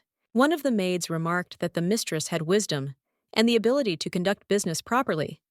Erica was surprised by such words, not expecting such praise. Even though the ceremony hadn't been scheduled yet and was still a long way off, Erica knew she needed to prepare in advance to ensure everything went off without a hitch. No one knew all the details yet, except that the lady would be Gweeby, but much remained unclear and hidden from prying eyes. Lisa, noticing this, advised Erica to learn to behave appropriately, even if she encountered other concubines and aristocrats. It was especially important to behave correctly when she went to thank the emperor. Lisa believed that this moment would require special caution. Erica was in complete shock, asking again what was going on. She didn't know that she was going to meet the emperor. It was a surprise for her. The maid asked in bewilderment how many times she had already said that the emperor must be treated with respect even in his absence, and Erica must remember this. Erica decided to hide underwater so as not to think about the upcoming meeting with the emperor. The maid did not understand what was happening to her mistress at that moment. Erica was not ready to think about meeting the emperor, although she knew that sooner or later she would have to do so. The thought of it greatly disturbed her. Erica recalled the moments when she was next to the emperor, and she felt uneasy from these memories that did not give her peace. Lisa could not understand how a girl who grew up in an aristocratic family could be so simple and unsure of herself in such situations. Families like hers usually produce self-confident people who know how to behave in the presence of the emperor and speak to him properly. Lisa tried to explain to Erica that such families know how to behave with the emperor so as not to make a mistake in communication and to present themselves correctly. Lisa, seeing Erica's confusion, offered to help, thinking about how she could support her and help her prepare for important moments. Claudel staged a real interrogation for the maids, ordering them to tell in detail everything they saw and heard from the very beginning. The maids were completely confused and could not understand why they were being subjected to such cruel punishment and why they were being interrogated so severely. When the maids did not start talking, Claudel ordered Selena to give them a few more blows so that they would start talking and not hide anything. The maids, frightened, promised to tell everything they knew. They reported that the maid from the northern palace had been doing the laundry that night, which seemed strange. She asked where the vinegar was to remove stains from clothes, which the maids considered an important point in the investigation and possibly suspicious. Claudel became angry and demanded that the maids confirm whether the washing had really taken place at such a late hour, and they confirmed their words. Selena, thinking, noted that all this could mean that the maid was hiding something important, and it would need to be found out to the end. The lady, smiling, hit one of the maids with her heel and commanded her to continue the story, not allowing any attempts to hide the information.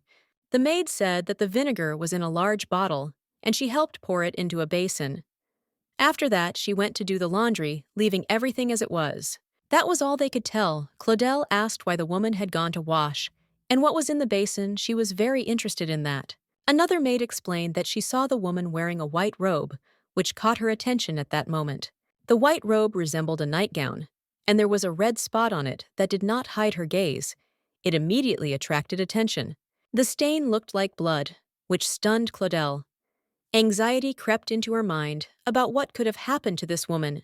Now it became clear why Claudel decided to give her a room in the northern palace. It was an important moment that explained a lot. This girl was able to win the king's favor, thanks to her impeccability, which left no doubt about her place at court. Selena tried to somehow calm her mistress, But it was not so easy as the situation was getting more tense with each passing moment. Selena stated that these maids were no longer needed, and the knights should take care of that by relieving them of their duties. The girls immediately began to beg for mercy, promising that they would not tell anyone anything else and would remain silent. Claudel was extremely angry. She asked Selena if everything was really starting to repeat itself again, as it had been before. She called her just an ordinary woman from some remote backwater. Selena replied that such things do not happen. The maid believed that there was no reason to worry, because no one could compare with Claudel, and it would always be so, she was sure of it. If necessary, they can easily get rid of her, as they have done many times before, and no one will notice. Erica noticed that the building looked as white as if it had just snowed, creating an atmosphere of purity and holiness. It was a sanctuary of the goddess, where services were held every day in which the emperor participated, creating an atmosphere of reverence. She walked up to the wishing post that Lisa had told her about, earlier feeling that this was an important moment for her future. She prayed for the knights of the north and her father to remain unharmed, hoping for the safety of all those dear to her. After this, the maid called the mistress, because the service was about to begin, and she could not be late for an important moment. The maid understands that she does not want to see His Majesty, but nothing can be done. Instead of expressing her gratitude in words, she decided that it would be better to attend the service in person. This would give her the opportunity to show respect. She knew she would have little time to greet him, but she still wanted to show her respect. All the guests, including her, were eager to pay their respects to the emperor. However, there is a chance that she will not have time to get in line to meet the Majesty all because her participation in the previous service was minimal, and this will be enough. The main thing is a confident gait and correct posture. She trained for this for many weeks, so she was sure that her movements would look confident and beautiful. This service was dedicated to the beginning of spring. The emperor and the aristocrats had to inspect the neighboring agricultural lands, so everything had to be done quickly and condensed. As they moved towards the temple, Rudy noticed the girl quietly whisper a request to the goddess to help her avoid meeting the emperor. He realized that the goddess was unlikely to fulfill her request because she always values the harmony of the world and the couple, as well as the balance of situations, no matter how strange it may seem. The girl tried to remain unnoticed because despite her attractiveness, she was still not married, and this added uncertainty to her actions. She was completely delighted with the beauty that surrounded the temple nature, as always was amazingly majestic, and all her thoughts were occupied only with this magnificence. She especially liked the flowers. Their bright and fragrant petals attracted attention. She picked one to preserve this moment in her memory. Rudy noticed this gesture and assumed that the girl was probably going to give the flower to the emperor as a symbol of respect and admiration. She quickly responded by saying that this was complete nonsense. It was clear in her eyes that her intention was not related to the emperor at all, but had a different meaning. In fact, she was going to put this flower on her nightstand in her bedroom, as a reminder of the good day and the beauty she felt. At this time, the emperor was sitting in his office, immersed in business. A man came to him and said that he had important news. The man bowed and said that there were rumors that the lords and aristocrats of Vix had built secret gambling houses in the castle's dungeon. He continued that the Vixa mine, which had once been a source of wealth, was now almost empty and production had ceased. But gold continued to flow into the dungeon. Despite the decline of the mine, the lord continued to fill it with gold coins. It seemed strange, but the fact remained that gold filled it again. This gold, which had already corrupted 6 dynasties, was back again. It seemed to be connected with merchants and aristocrats whose thirst for wealth was unquenchable. The man noted that there was apparently a curse on this gold, but even if this was so, gold was still gold, and its appeal was not diminished by this. The emperor decided that it was not worth interfering with this process for now. Let the lord continue to fill the mines with gold coins. The main thing is to observe the situation. He asked the man to keep him informed if the gold started moving so that he could take the necessary steps to find out what was going on. The emperor also noted that there were other problems. Rumors said that an epidemic had broken out in the Calico region, and this required attention and prompt action. When the servant entered the room, he politely excused himself and announced that he had brought a list of participants for the upcoming ceremony. He immediately realized that his presence was needed to convey important information. The emperor sighed and nodded, asking the servant to leave the list on the table without further comment. He was clearly not in the mood for much conversation and wanted to focus on the event at hand. At this time, Cascade and the other man decided to rest a little and watch what was happening because an important ceremony was about to begin, which they did not want to miss. They were shocked when they saw the name of Erica Core on the list because they had heard this name before. They read it out loud, and this moment could not go unnoticed by the emperor, who heard their conversation. The emperor turned sharply, hearing the familiar name, and thought he had heard this name somewhere recently, which raised some questions in his mind. Cascade noticed that this was the daughter of Lord North End, and added that she was now preparing for an important wedding, which further attracted the emperor's attention to this person. The emperor remembered that this man was telling the truth, and also noted that this girl really did have a special charm and attractiveness that he could not help but notice. Cascade added that despite her beauty, she should not remain an enemy, since she had never appeared at official receptions, which seemed strange for such an important figure. The man realized that today would be an important debut for her first public appearance, and this meant that she was the center of attention of everyone present. After a while, Cascade announced that the ceremony would soon begin. The emperor quickly changed into an outfit appropriate to the importance of the occasion and was ready to head to the ceremony, realizing that this moment required his attention and presence. Mrs. Erica was absolutely delighted when she saw how many people came to the ceremony and also how beautifully the ceremony itself was decorated. All this impressed her, and she could not hide her joy. Rudy called her over and offered her a seat next to him. It was a gesture of attention, and Erica, of course, could not refuse such an invitation. She felt a little nervous but grateful. She had never seen so many aristocrats before each of them, like a peacock adorned with the most brilliant colors. She was amazed by this sight, although a little embarrassed. Lisa was right. She didn't attract attention at all because everyone around her was busy with themselves, and Erica felt that she didn't stand out at all among such a crowd. Even if glances were occasionally cast at her, these glances did not express interest in communication and most likely perceived her as a stranger. She felt like a stranger in this world. Erica sighed, and Rudy remarked that she should recognize the lady in the yellow dress who was sitting nearby. He said that she was an important person and she should pay attention to her. Rudy said that it was Mrs. Ludenia, and next to her sat a lady from Rubital. Erica was a little embarrassed because these ladies looked not only beautiful, but also self-confident. Mrs. Erica felt a little embarrassed by this remark because the ladies were indeed very beautiful, and it was difficult for her not to compare herself to them, especially in such a situation. At that moment, the bells rang, and Rudy turned to Erica and announced that this meant that His Majesty would soon come out and the ceremony would begin. It was an important moment for everyone. He added that if she ever ran into the emperor, she should thank him for providing her with the room, as it was a generous gesture on his part. Rudy said it would be great if she did it with a smile, which would show her gratitude and respect for his generosity. Erica just nodded, but she didn't feel confident. She didn't understand what was happening when she noticed the emperor looking straight at her. His gaze was piercing, and Erica felt the weight of this attention on herself.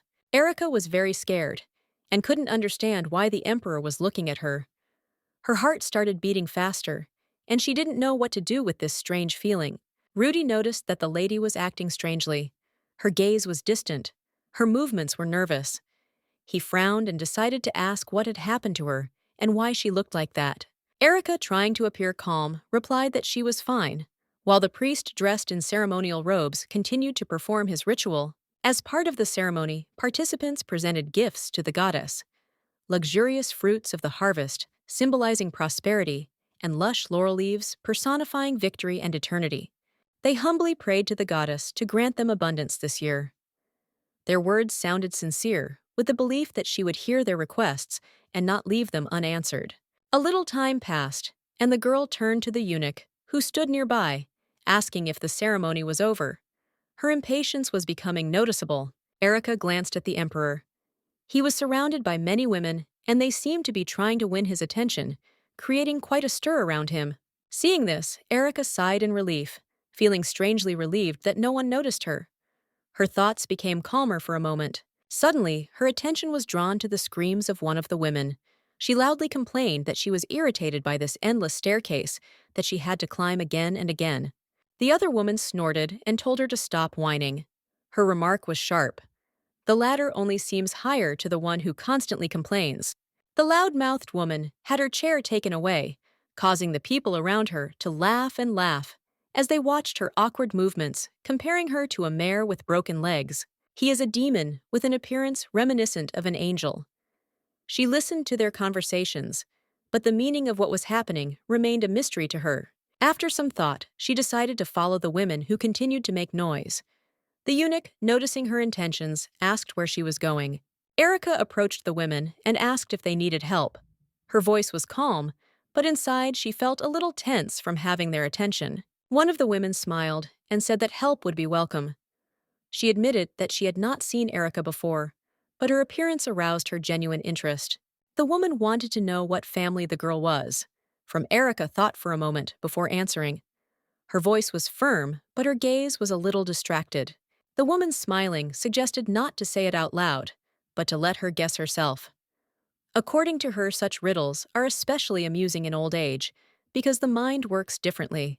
The girl's eyes, like a clear winter sky, beckoned with their depth, and her skin shone as if glowing from within, reminiscent of the purity of the northern cold.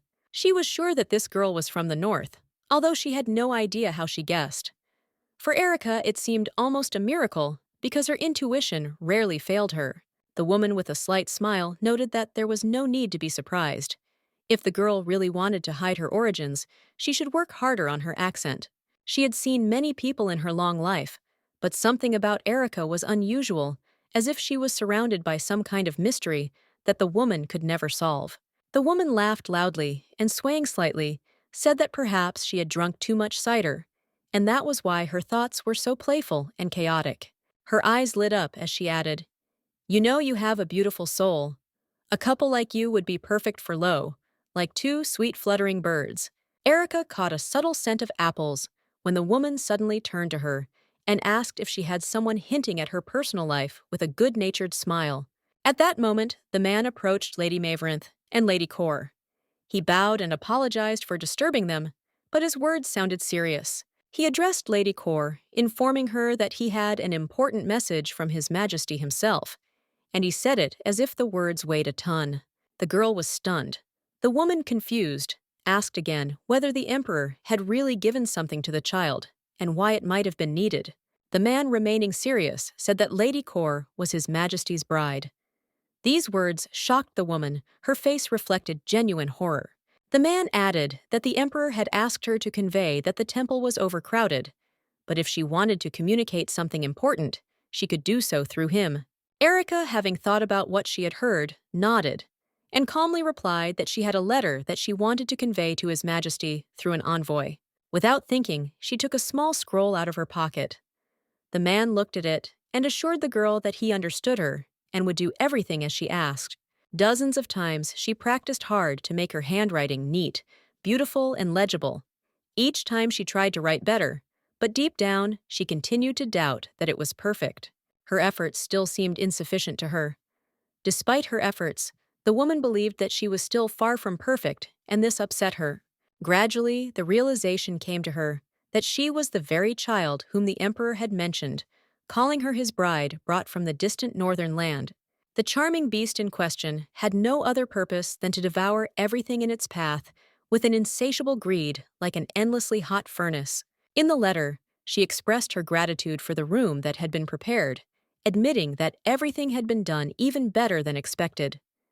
She wished the Emperor luck in his inspection of the farmland. At this time, a close friend of the woman came to see her, and seeing her busyness reminded her with a smile that it was time to move on and finish this business. The woman approached Erica, telling her that if she ever needed help, she could feel free to contact her.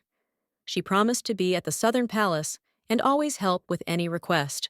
The eunuch, approaching the lady, informed her that the most noble ladies belonging to the imperial blood and having a high status at court stood before her.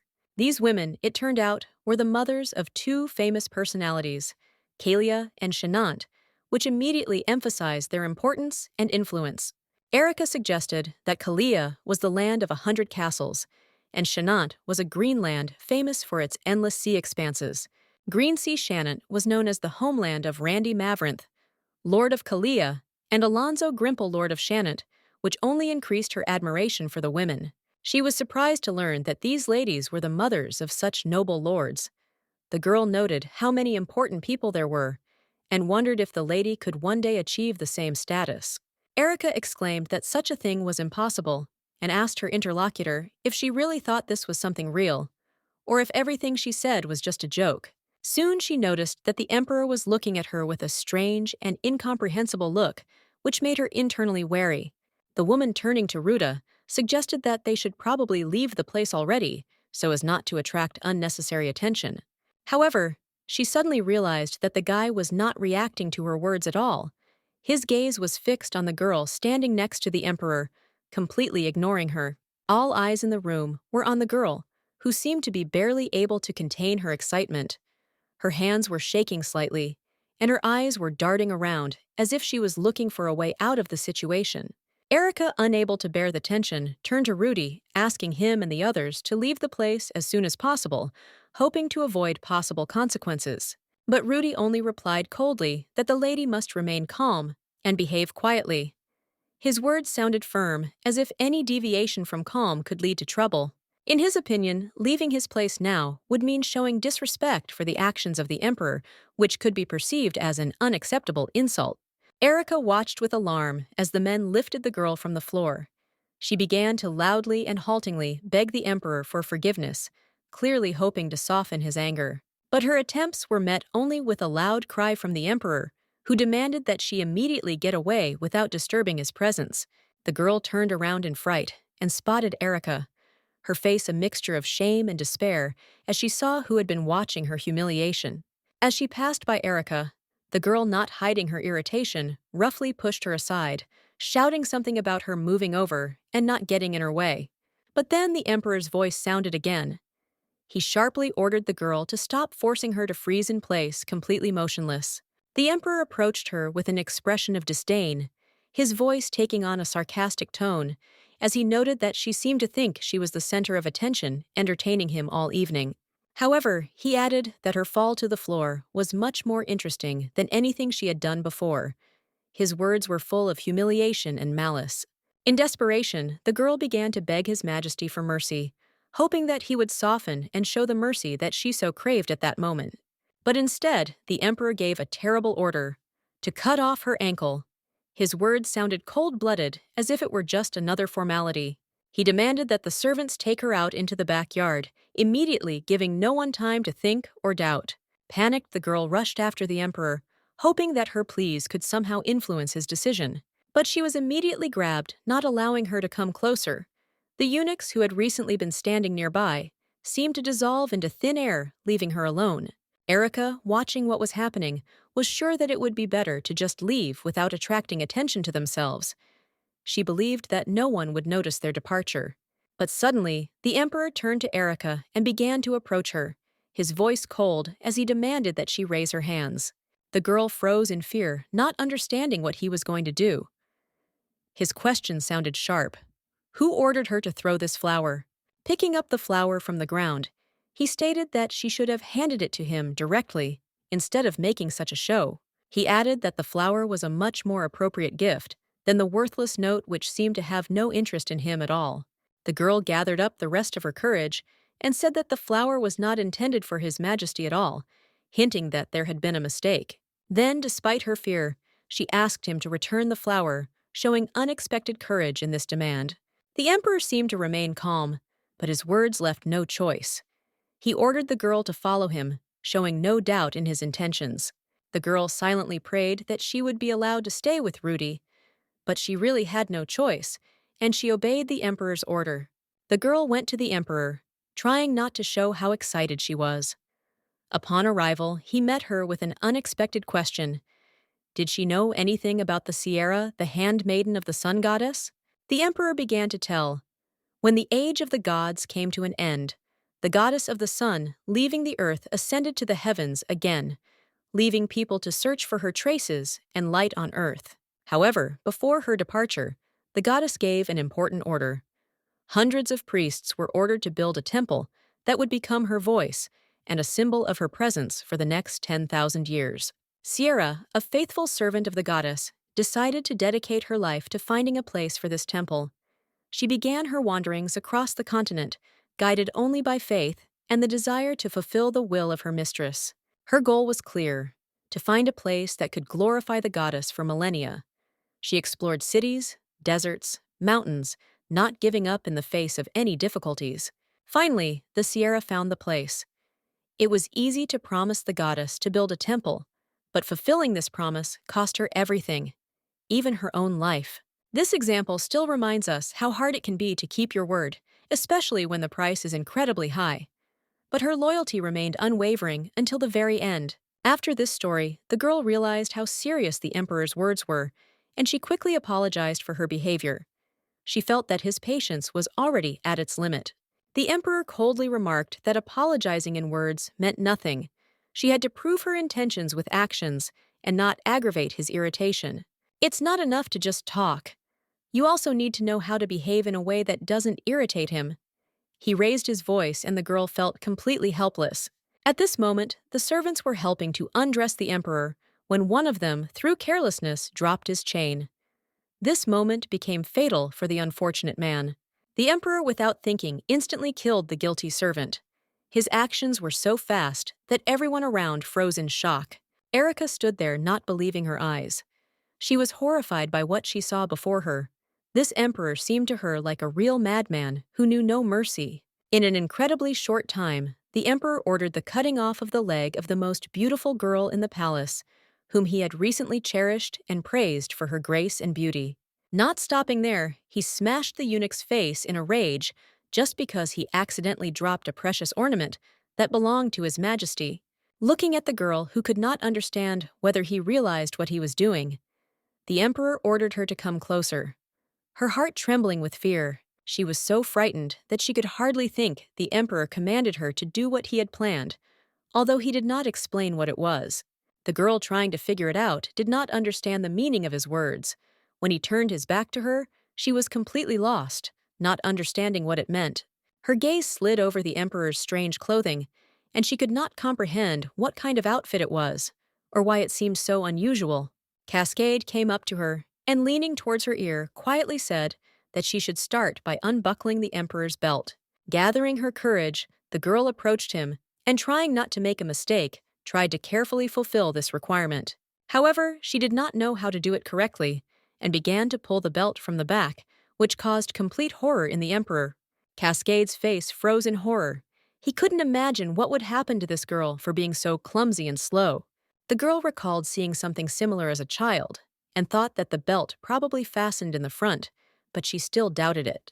Then she decided not to go around the emperor, but standing behind him, carefully hugged him, trying to feel his belt and figure out how to unfasten it.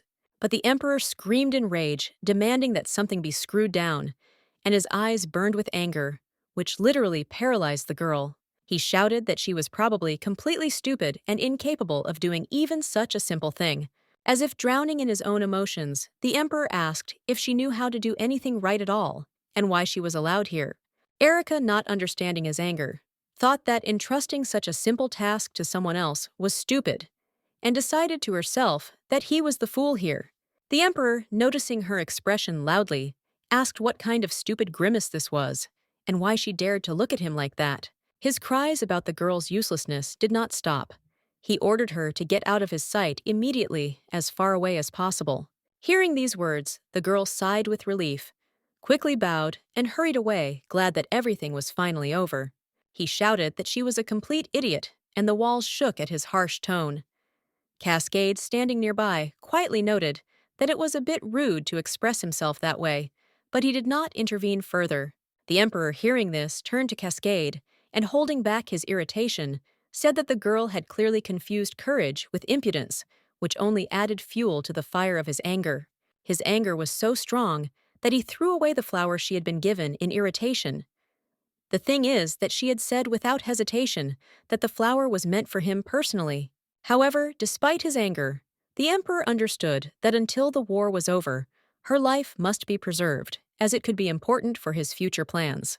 The emperor quickly dressed, and his servant at a loss began to think hastily about what to do with this unfortunate flower, which was still lying where it had been thrown. Having received a short order, the servant hastened to get rid of the flower, but decided not to throw it far away, but to carefully place it near his things as the emperor had ordered.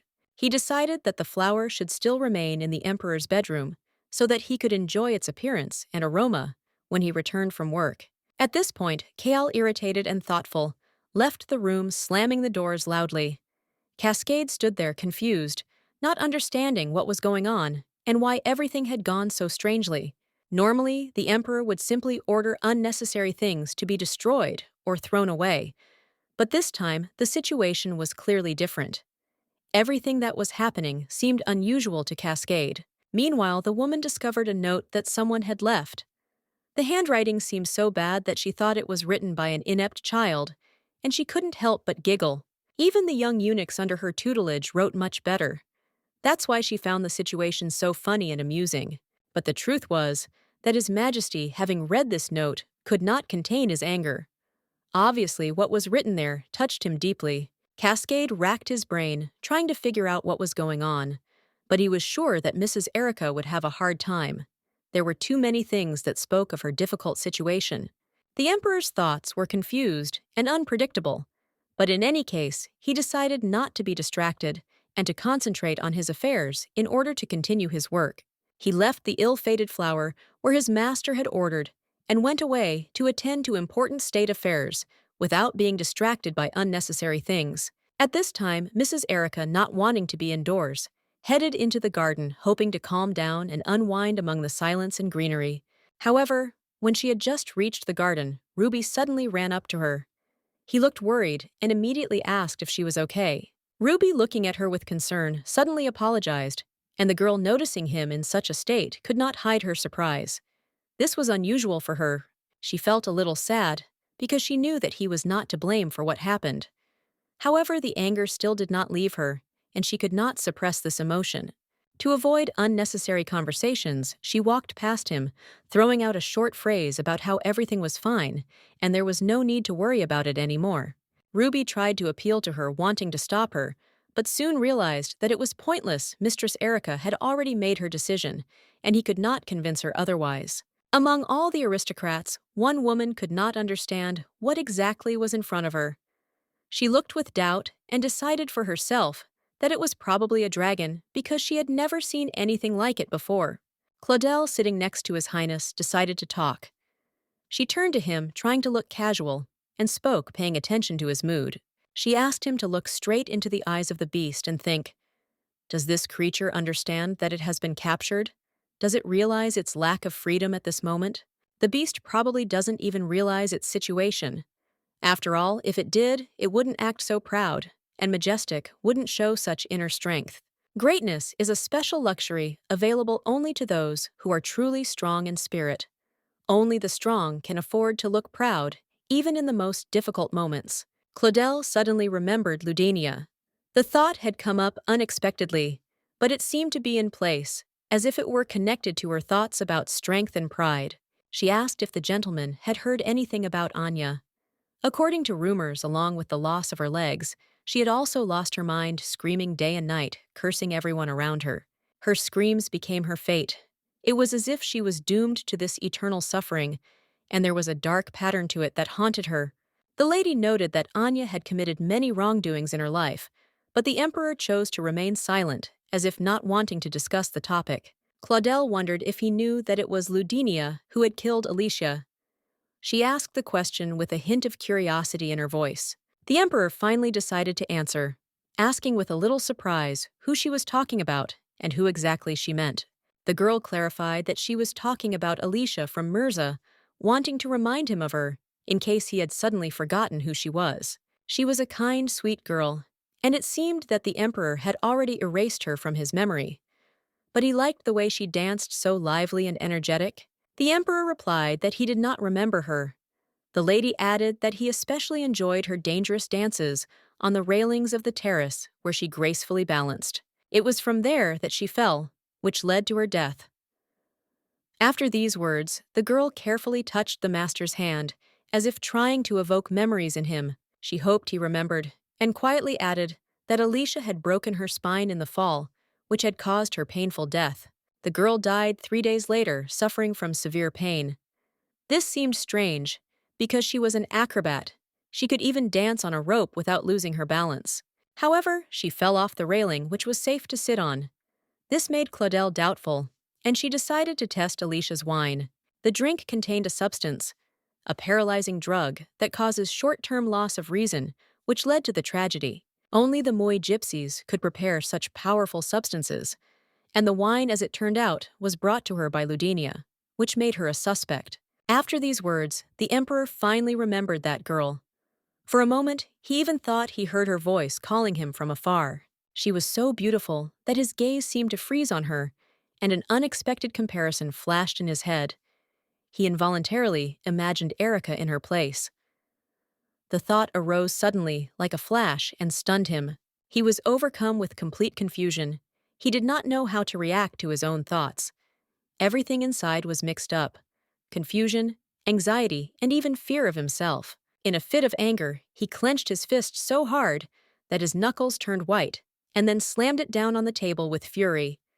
His anger flared up, and he ordered her to be hanged immediately. The dancer suffered unbearably. 3 days of pain exhausted her body and mind. It was not worth giving her this snake opium, because its effect only increased the suffering, prolonging the agony. When her body was exhausted to the limit, he ordered her to be hanged from the very terrace from which Alicia had once fallen. It seemed that this place preserved the shadow of the previous tragedy. The emperor clearly understood that she did not like him. He said it out loud, as if to emphasize his indifference, not caring about the reactions of those around him. Claudel, surprised by his words, asked him again what exactly he meant. The emperor answered her silently. Only a cold, contemptuous look was his answer. Still, after a moment, he added, if someone were constantly annoying her, he would be curious to know how she would act in a similar situation. The lady tried to understand the hidden meaning of these words, as if she assumed that the emperor was hinting at someone who would dare to annoy him. Without wasting any time, she turned to Selena with a request: to send Ludenia to the dirtiest and darkest prison cell, where there is no food or medicine. However, she was ordered not to let Ludenia die.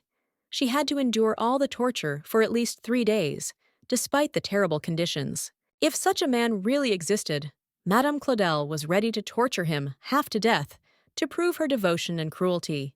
The girl was surprised to see that the emperor was about to leave. The drug created by the gypsies turned out to be incredibly strong and fast-acting. What was also surprising was that this substance was very expensive and hard to obtain. It was unclear how a simple concubine could get hold of it. Claudel merely shrugged and smiled slyly, declaring that she knew nothing about it. Her gaze remained enigmatic. Soon, Madame Claudel noticed the girl's diamond, noticing how beautiful it was. The girl thanked her for the compliment, smiling back. Ludenia said that this diamond was given to her by a merchant from Jer, as if it were an insignificant detail, although the decoration shone with luxury. The words stunned Claudel, because it turned out that this merchant was her own father. She did not expect such a turn of events. Ludenia added that her father wanted her to stay in Jera. If he had been even 10 years younger, she could have become Claudel's stepmother. These words angered Claudel. Her face filled with anger. It seemed that Ludenia did not think about decency and prudence, throwing out such mocking hints. Ludenia was no longer with Claudel. She knew too much, and it was becoming dangerous. Better to get rid of her before she started to act against them, because such knowledge could turn into trouble. Claudel recalled the girl once declaring that she would do anything to erase the shame she had endured. These words were full of despair and a hidden threat. The girl assured that she would accept any order from her mistress, obeying without unnecessary questions. Her voice sounded decisive, as if she was really ready to do anything for forgiveness. But Claudel wondered. Maybe it was all a pretense. They seemed to be pretending to be submissive, but in reality, they were looking for a moment to betray her by stabbing her in the back. She looked at the beast, sighed, and turned away. For her, there was not a drop of grandeur in this creature. It seemed insignificant and devoid of any dignity. She didn't even find it funny. Dignity and greatness are the prerogative of the strong, weak creatures cannot possess such qualities no matter how hard they try. This cannot belong to lower animals. If Mrs. Erica wishes, she can punish Rudy, and no one will stop her. Erica thought about it and asked how she could do that. To which the maid replied, she could blame him for letting her down at the most important moment. Or just say that she doesn't like him. That's enough to punish him. But the girl understood. It wasn't his fault. He did what anyone else would do. In that situation, few could have done otherwise. After these words, the maid fell silent, realizing the full weight of her reasoning and the injustice of the possible sentence. Rudy was sitting by the door, kneeling down. He didn't know what to do or how to fix the situation. Confusion and anxiety reigned in his soul. Erica couldn't understand why everything was so complicated here. In Spital, everything was different. The world there seemed simpler and more predictable to her. The girl remembered that even when Aunt Julia allowed herself cruelty, it never came to murder. After all, she only had a stick in her hands. But here, people were holding swords. And if a man didn't restrain himself, he could easily use the weapon to kill. This changed everything, giving every conflict a deadly seriousness. The maid told her that before she had nothing valuable, no jewelry, no special things. Now, as the Emperor's bride, she feels important. She will even soon have a sword, which makes her almost equal to great persons, and this makes her delighted. When Lady Erica becomes Gweeby, her status will increase significantly. Everyone will begin to fear her because her sword symbolizes power and strength. People will look at her with respect and awe because such a weapon is not just an ornament, but a sign of her new status. The Emperor decided to go to the bathhouse, as he does every day. He's used to spending several hours there, enjoying the peace and quiet. Bathing for him is not just a ritual of cleansing, but also a way to relax after a stressful day. After banquets or interaction with concubines, he washes himself thoroughly, not missing a single area of skin. The Emperor himself brushes himself to ensure perfect cleanliness. This ritual has become a necessity for him, part of his daily life. He seems to have mesophobia, a fear of contamination or contamination. Perhaps that is why his residence is always sparkling clean. Everything around is impeccably maintained, and this is quite natural given his desire for sterility and order. In the Emperor's chambers, he was greeted by Cascade, the chief eunuch. He did so with the respect befitting his position. There was a respectful intonation in his voice, emphasizing the importance of the moment and the status of His Majesty. The spotless cleanliness of the chambers is entirely the work of Cascade. He maintains order, supervises the servants, and personally ensures that everything meets the Emperor's high standards. It is a demanding job that requires attention to detail. The Emperor asked Cascade why the flower had withered so quickly. He was surprised that the beautiful bud, so fresh, so recently had lost its brightness. He had expected the flower to retain its beauty longer. Cascade didn't know what to say because he changed the water twice a day. Added ice, mixed the water with preservatives. All this was supposed to prolong the life of the flower, but despite his efforts, it still began to fade. Cascade then respectfully replied that a cut flower could not remain fresh for long.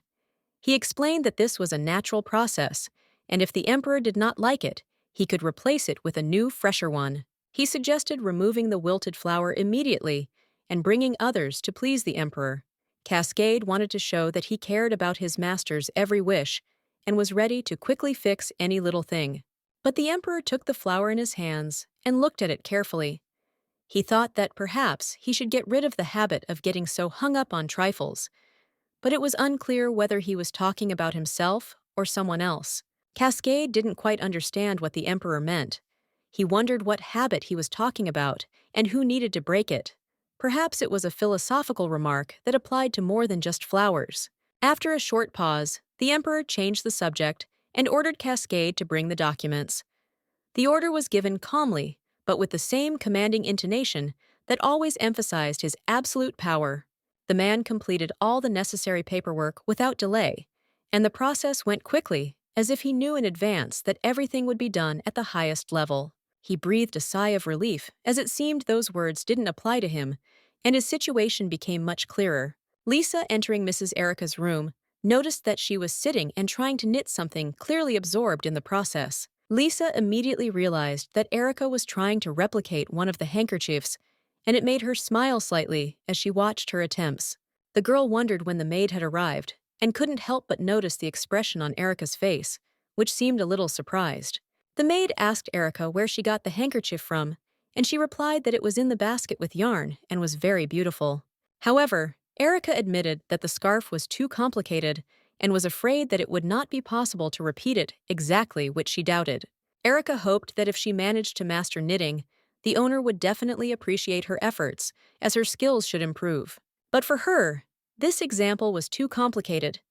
Perhaps it is worth choosing something simpler so as not to lose hope for success.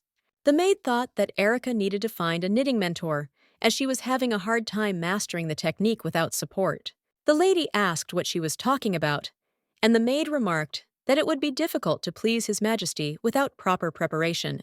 The maid believed that everything that happened at the ceremony was her fault, but the mistress did not agree with this, believing otherwise. Erica firmly noted that the fault did not lie with either Lisa or Rudy, and that the responsibility for everything lay solely with the emperor, who was supposed to make the decisions.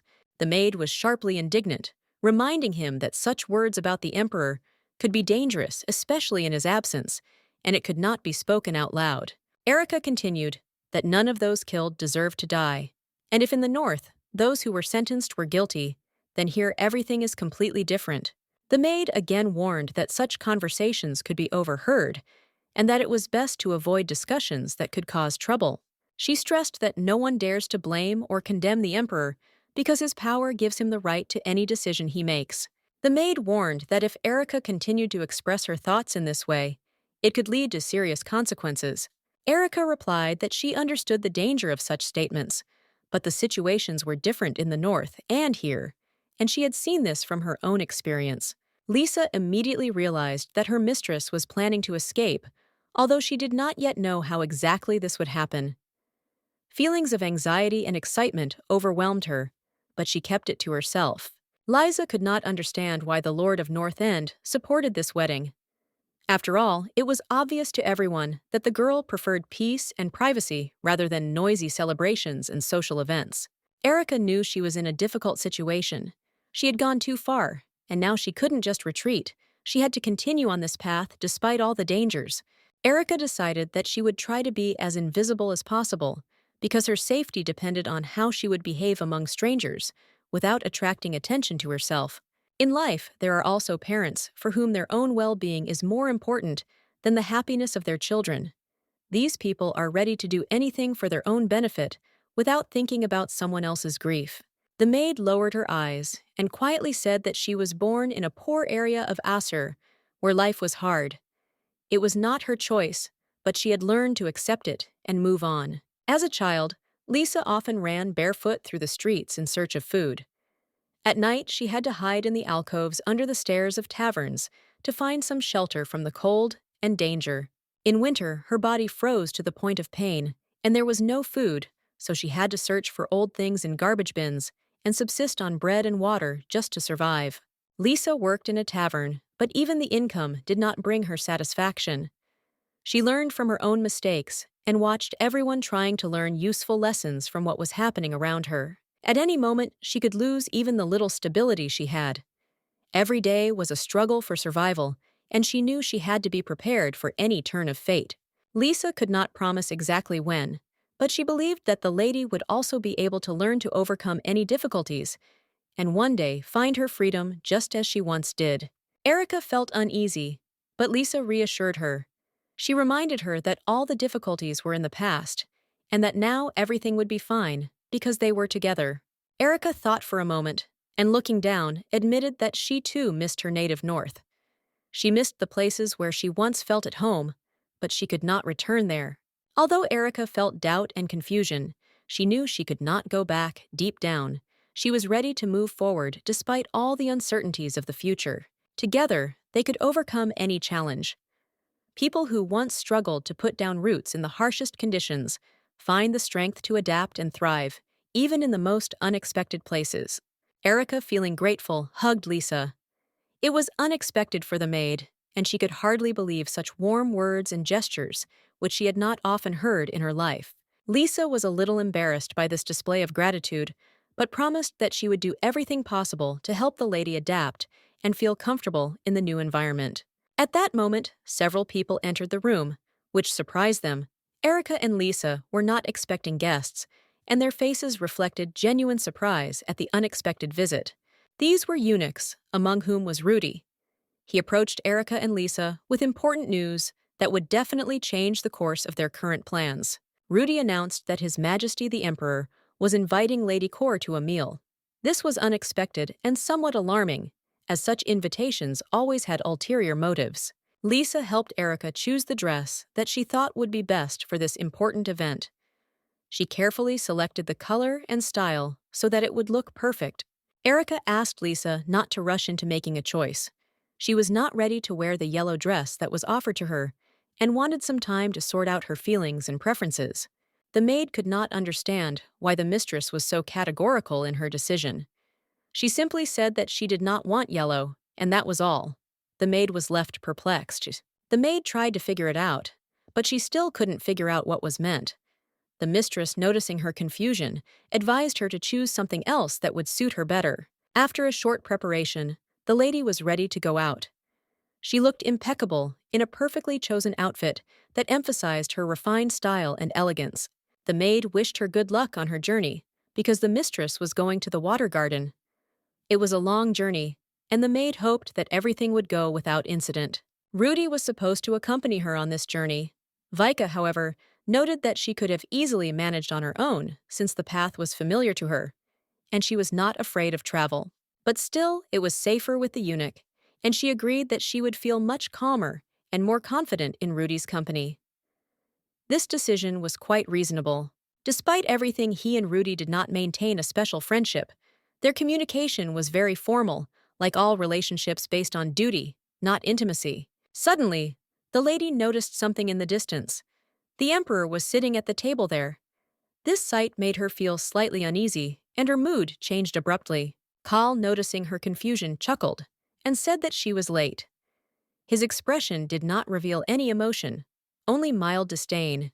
The emperor had apparently been expecting her arrival for a long time, and noted with irony that it seemed that the reason for her delay was her long deliberation over her outfit. The dress, as he said, resembled pajamas. He couldn't help but ask her directly what she was wearing. Erica was confused, but she knew that he was always so rude and it wasn't worth paying attention to. However, Erica was surprised, because it turned out to be much more comfortable here than she imagined. The emperor did not react to this in any way, continuing to maintain his ironic tone. The emperor remarked that her attire was more suitable for church than for the dinner table. His words were so harsh that she did not know how to respond. Erica felt the emperor's words hurt her, but she didn't know how to respond. He continued his stream of insults, and her thoughts began to become confused. It reminded her of her relationship with Aunt Julia. Like the emperor, she could always say something caustic that left an unpleasant aftertaste in her soul. The emperor, not noticing her confusion, offered her a good idea. He said that she should definitely go to a monastery, and that it would be a much more suitable place. Erica asked him again, not believing her ears. He continued telling her that she could walk the streets and give bread to the poor, which would be more her calling. Or the emperor suggested she would like to become part of the priests who make a pilgrimage to the Western continent. That would be a worthy occupation for her. However, this path was not as easy as she might have thought. She would have to go through an iron forest filled with dangerous criminals, which would have been a mortal danger. The emperor asked her with a smile whether this path would really suit her, or whether she would prefer to leave here. His question was full of mockery and cold interest. The girl said that she did not want to leave at all, and her words shocked the emperor.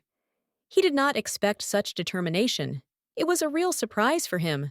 Clell noticed that she had no idea how dangerous the world she was about to return to was. Narrow alleys where the poor lived, dirt and constant threat. These streets are crawling with criminals who will do anything for a piece of bread. Bandits known as forest devils do not disdain human flesh to satisfy their hunger. His words seemed absurd because he himself was no different from these bandits. He was just as cruel as those he spoke of, no better. The emperor, a little puzzled, said he had had enough. It was funny how she had become so attached to this fear, but if she died, it would be much more difficult. After that, she sat down, and the maids immediately began to put food on the table. The atmosphere around them gradually became calmer, although the tension was still palpable. The girl was happy that the emperor had not shown anger after their last meeting. She hoped that she would not provoke his anger and meet with trouble this time. It seemed that today was not as bad as she thought. She was alive, and that was already a real relief for her. Maybe she would survive this day. Erica smiled and wished the emperor bon appetit. She noticed that the atmosphere had softened a little, and he in turn began his speech. The emperor asked her if she really thought it was worth staying in this place. He was trying to understand what motives were driving her decision. Erica felt a little embarrassed, but she still replied that she really thought it was worth the risk. It was important for her to say exactly that, despite the awkwardness of the situation. The emperor remarked that this was natural. Life would be much better anywhere else than in the North End, but it had its advantages, although it was not often called a cozy place. Despite this, he acknowledged that there was beauty and charm to be found in the North End too. This corner of the earth was not without its charms, even if they were not so obvious. The emperor fully agreed with her words, adding that even there one can find many beautiful places that remain hidden from prying eyes if they do not look. But he continued, if you look at it more frankly, it is a harshly cold and lonely place. And the colder it gets, the more this strange charm this land has. Especially in winter, when the frost binds even the clouds, and small ice floes begin to fall from the sky, like a fog that envelops everything around and creates the illusion of a magical world. Erica was truly enchanted by this sight, with snowflakes fluttering and sparkling like little stars. It was like a spell that would be impossible to forget. But suddenly, the girl felt that the emperor's gaze became a little strange, as if he was looking at her and wanted to understand something, so she fell silent. The emperor, noticing her silence, asked what had made her remain silent. Erica did not know how to answer, because her thoughts were occupied with something completely different. Sometimes in this fog, if you look closely, you can see strange phenomena. For example, a white pillar, which the locals call the Road of Light, as if it were a guiding thread. Erica remembered being told that some believed that this pillar was a bridge leading to another sky, to a world that lay between their world and the world of dragons. The emperor was surprised and asked again, does she really mean some road that leads to the world of dragons? It seemed too strange and absurd to him. He believed that this was most likely nonsense, similar to the inventions of people lost in the snowy mountains. It was reminiscent of a mirage in the desert, when travelers see a non-existent oasis. However, Erica objected, saying that this was not nonsense. She herself had seen something similar. She could not remember all the details, but she remembered the feeling of silence and power around her. Maybe it was just a dream, but she didn't want to tell him about it now. It was too personal and required a special mood for conversation. The emperor looked at Erica seriously and said that he was warning her that he should not lie. He wanted to be sure of her words and not allow her to deceive him. The lady tried to convince him that everything she said was true. She did not think ill of him, but once upon a time it seemed she had managed to notice something strange that now surfaced in her memory. The emperor was shocked. He realized that she was not a liar at all, but simply a slightly naive and careless woman who took everything too seriously, not understanding the full depth of the situation. The emperor knew that those who lie are often capable of more. They can steal, manipulate, and use lies for their own purposes for personal gain. Someone who can lie can be dangerous, not only with words but also with actions. If he gets through, he can kill, and then sell his homeland without thinking about the consequences. The emperor has always been cruel in his decisions. He does not forgive betrayal and treason, and he wants her to understand that such people cannot remain unpunished. Erica wondered what that said about the emperor himself. She began to doubt whether he understood the gravity of his actions and what lay behind his own decisions. The emperor seemed so calm and confident when he killed, as if it was a normal thing for him, of no particular importance. She watched him. He spat something out, not noticing her gaze, and with his usual air, he raised his glass of wine again, not paying attention to what was happening. Erica was completely confused. Everything that was happening seemed strange and absurd to her. At that moment, a servant approached the emperor and asked with concern if everything was all right with his majesty. The emperor immediately grabbed the servant by the arm, not giving him a chance to explain. His movement was abrupt, as if it was a matter of course. At one point, the emperor took a knife and plunged it into the servant's hand. This action was so unexpected and fast that no one had time to understand what was happening. The lady was horrified. She could not believe her eyes. The emperor explained that the servant was a useless person and that his hands could not do anything useful. He screamed in pain, unable to contain his suffering. The lady sat opposite him, tense, trying to understand what exactly was happening, but she felt that she was powerless to influence the situation.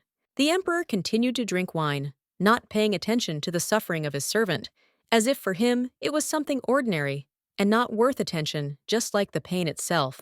The lady stood up and walked over to the man, trying to find out if everything was really okay, and how hard it was for him, despite the fact that the emperor himself seemed completely indifferent.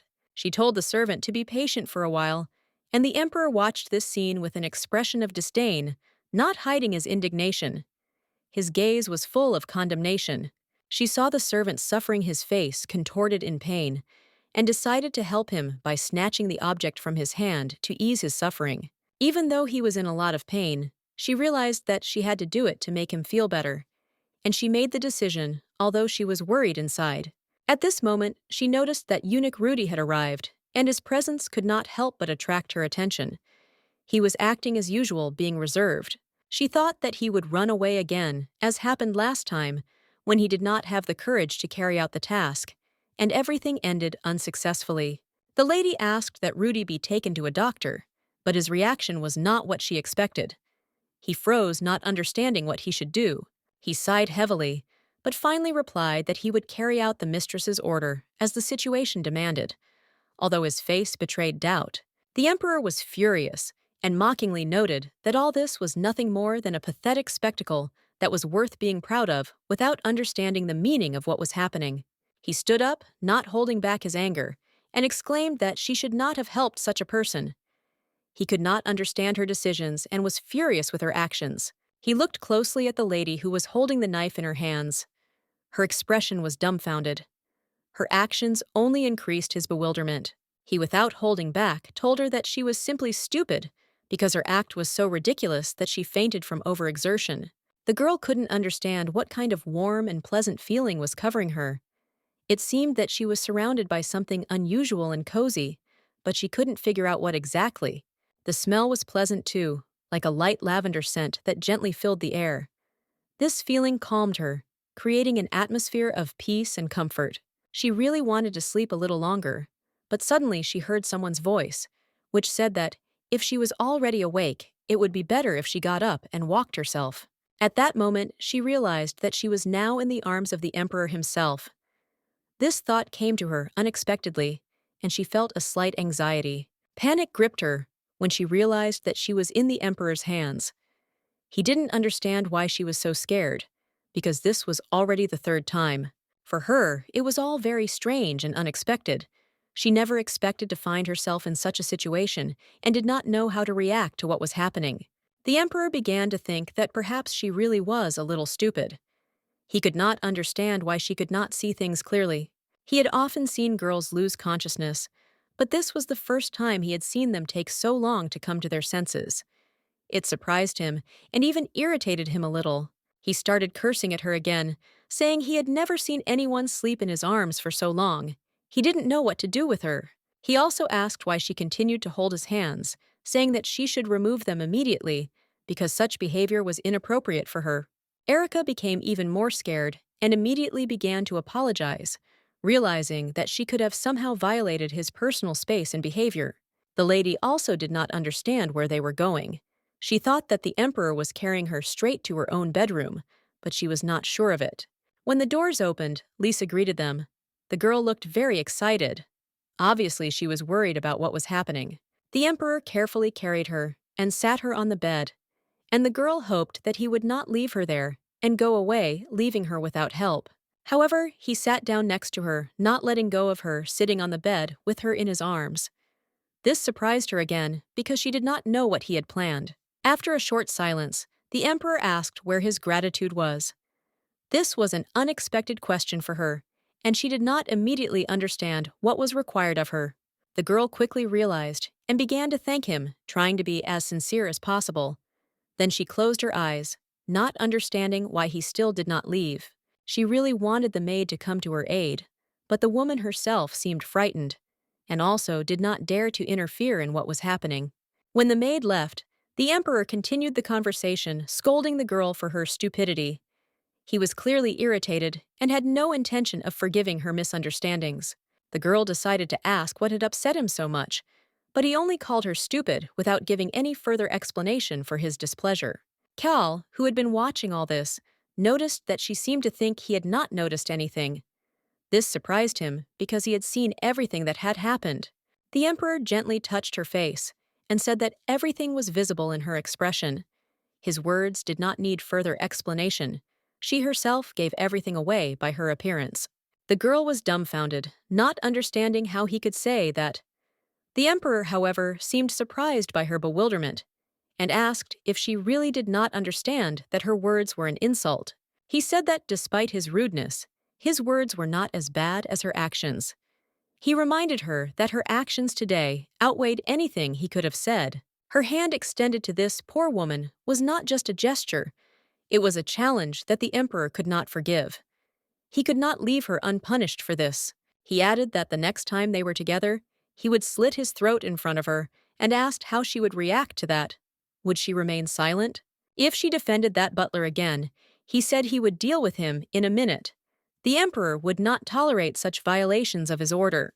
When his fingers touched her face, she couldn't stand it and burst into tears, complaining of pain. Her reaction surprised him, but he didn't stop and continued to watch her. She complained of pain in her cheeks, and her words sounded as if she was experiencing terrible torture. The emperor was dumbfounded by her reaction to such a small gesture on his part. He quickly pulled his hand away and stepped back, watching as she continued to cry. He felt that her reactions to his every move were becoming a difficult test for her. When he noticed the blood on her lips, he asked in horror what it was, unable to understand how this could happen after such a light touch on his part. He was simply shocked. As soon as he touched her, blood began to flow from her lips.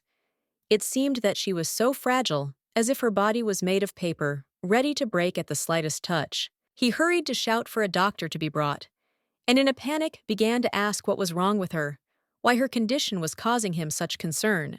The lady was at a loss, not understanding why he continued to say such offensive things, despite her pain and suffering. She could not understand what he wanted from her. The emperor screamed in rage, demanding that she understand what he was trying to convey, and ordered her to look him in the eye. He could not believe that she still did not understand his words. He lifted her head and motioned for her to look at him. She, however, was completely perplexed and did not understand why he continued to be so rude and inattentive. Despite his demands, she still couldn't understand why he insisted on her looking him in the eye. At that moment, the news came. The doctor had arrived. The doctor examined her and, saying that she needed some rest, said that he would bring her some warmed brandy. He thought that this would help her cope with the pain. The doctor suggested rinsing her mouth to ease her condition. The emperor had no choice but to agree and watch her struggle with the pain. The emperor asked if this was really all that could be done and insisted that the physician examine her carefully, for he could not allow anything to be wrong with her health. He grabbed her face again, and every gesture was cruel. The girl felt even more pain. Her face felt like his hand was burning, and she could barely hold back her tears. In response, she bit his finger. The emperor was shocked by such a bold act, his face distorted with horror and anger. He started screaming, cursing her, calling her wild and rebellious. His screams did not stop, and the girl could not stop from fear and pain. Everything continued. He was shouting threats at her, promising that if she didn't calm down, she would regret her actions. There was such rage in his voice that she couldn't help but tremble. He turned and left. The girl was left completely confused, but despite her fear, a moment of relief seemed to come to her soul. Everything had already been done. She tried to forget everything that had just happened. It was as if the scene had slipped from her memory, and her thoughts returned to the current situation, as if nothing had happened. Although the situation had cleared up a bit, she wasn't sure if it had gone without consequences. So deciding not to take any chances, she decided to just lie there in peace. She needed the rest, but Erica couldn't imagine that this was more than just a moment of respite. It was a symbol that her life and everything she knew was about to change. The healer, meanwhile, was about to leave. There was no regret or compassion in her words. She simply said that her help was no longer needed at that moment. As always, they held swords in their hands, symbols of strength and courage. They knew that these weapons were their tools in the fight for ideals, for what they believed in, for the truth. For them, swords were not just weapons. They were a symbol of their duty to their homeland, a symbol of their readiness to defend everything that was dear to them and to uphold justice. This was a fight for a just cause, and they were determined not to let it be defeated. No obstacles could stop them. They would not allow themselves to give up. The man raised his soldiers with a loud cry, ordering them to move forward faster and more decisively, because the outcome of the battle depended on their actions. In the midst of this brutal battle, the emperor found himself completely at a loss. He did not know what to do, and the bodies of fallen warriors lay among him. When he turned around, he noticed the commander. This gave him confidence, but his feelings remained depressed and full of anxiety. His heart sank with fear, and when he woke up, he realized that it had all been just a nightmare. But the horror did not leave him, as if he was still in that terrible dream. He felt terrible. A coughing fit began, and the guards immediately ran to him to help and provide the necessary care. One of the servants, concerned about his condition, asked if everything was all right and promised to bring water to help him regain his strength. But the emperor, unable to contain his anger, suddenly drew his sword and killed the servant. At that moment, Cascade entered the room, watching what was happening with alarm. Cascade, seeing the emperor's condition, quickly realized that he needed something stronger, and promised to immediately arrange for the delivery of the necessary drink. The emperor sighed heavily. His thoughts were foggy. The dream he had seen was terrible, and his consciousness could not get over it. He felt the darkness begin to consume him, but he couldn't understand what was happening. Everything seemed unclear, and he didn't know how to deal with it. In desperation, the emperor ordered the creature to stand up and end its helplessness. He could not stand this confusion any longer. And then the girl woke up, realizing that it was all just a dream. Her breathing became even, and she looked at the world around her with relief. Rudy, thinking that she was already awake, decided to open the window to let in some fresh air. He thought that this would help her feel better. He noticed that Lady looked worried and asked if she was okay. He was ready to help her, sensing her inner unrest. He noticed that she looked unwell. Perhaps she was feeling ill. Then he wondered if maybe he should close the curtains to make her feel better. Rudy realized that he had just accidentally touched his mistress, and his heart began to beat faster when he realized this. He had not expected the situation to take such a turn. He thought about his actions, dumbfounded by how he could touch his mistress without her permission. Embarrassment overcame him because such actions could have consequences. However, the girl smiled at him and thanked him for his help. This unexpected and kind address made him relax a little despite the awkwardness. He felt relieved to hear her words, but also embarrassed. Her gratitude was so sincere that he didn't know how to react. The lady said that she would soon be up and ready to continue her day. She got out of bed to get herself ready and begin her morning routine. Rudy told her that she had time to rest until lunch, as her schedule was free in the morning. He promised that everything else would be arranged later. She would have to do her spelling after lunch, and nothing else important was planned for the day. At this point, her schedule was fairly light. The maid noticed that Rudy looked too red and asked what was going on with him. She was surprised by his condition, not understanding what had embarrassed him so much. The guy was a little embarrassed, not knowing how to answer. He weakly made excuses, but she continued asking why he was so confused and unsure of himself. She reminded them that they had a lot to do and needed to get ready. She also asked if Lady Erica was awake, hoping to find out if everything was all right with her mistress. Rudy confirmed that Lady Erica was up and washing herself. He explained that she was getting ready for the day and would probably not be staying long. The maid, surprised by his nervousness, remarked that this was the first time she had seen Rudy so embarrassed. But there was no time for discussion. At this point, he was informed that His Majesty had appointed an audience. Rudy became alarmed and asked again if he had understood correctly the importance of this summons. The maid said it was an interesting question, and she herself was curious to know the details. There was concern in her eyes about the possible consequences. She knew that Rudy was in danger, as His Majesty could be extremely cruel to those who violated his expectations. This realization only added to her anxiety. The maid, however, suggested not to worry so much, although her look betrayed that she still knew how much depended on Rudy's actions at the moment. She might have been overreacting, but it was obvious to her that of the two, only Rudy could make the kind of mistakes that would cause anger. The maid had no doubt that there would be no quiet life. Perhaps that strange dream of Rudy was a harbinger of something difficult that they would have to experience. Erica believed that His Majesty had summoned her again to express his displeasure. She feared that this would be a continuation of his aggression. The maid confirmed that she was ready and almost ready when someone knocked on the door and asked permission to escort her to the appointed place. Lisa, with a sincere wish for safety, told her mistress that the road would be good and quiet. She hoped that everything would be all right and the journey would pass without trouble. The majestic gentleman was invited by the Lady Core, who was escorting him towards the outer stages. This moment was important for both of them, because they were looking for a route that would be both comfortable and safe. They then realized that they would have to walk the rest of the way without any special means of transportation. This decision proved inevitable, despite all the conveniences that could have been offered. The lady, however, did not object. Her feet were already accustomed to long walks in heels, and she felt confident knowing that she would cover the rest of the way without difficulty. The man turned to the guard, and without wasting any time, made a gesture for him to let the lady through. The guard respectfully yielded without detaining her, and continued to stand guard at his post. But the distance was great, and the man knew that the lady's legs would ache from the long walk. This road could be difficult, and his concerns for her comfort and safety became increasingly urgent. The journey itself could have been long and tiring, especially considering the size of the fortress, which in its scale could even eclipse the grandeur of other similar buildings, the grandeur of which was not hidden. This road they were walking on was once the road of concubines, which belonged to His Majesty personally. It was symbolic because its historical significance and heritage spoke for themselves. It is said that concubines were once allowed to use this road freely and without restrictions. It was a time when their privileges seemed immutable and everything was arranged according to their rules. However, times have changed.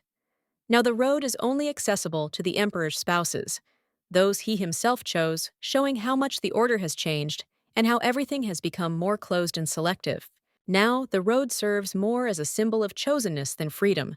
It has become a path for those who find themselves in some kind of danger, and the girl interested in what will happen next asked how much longer they have to go.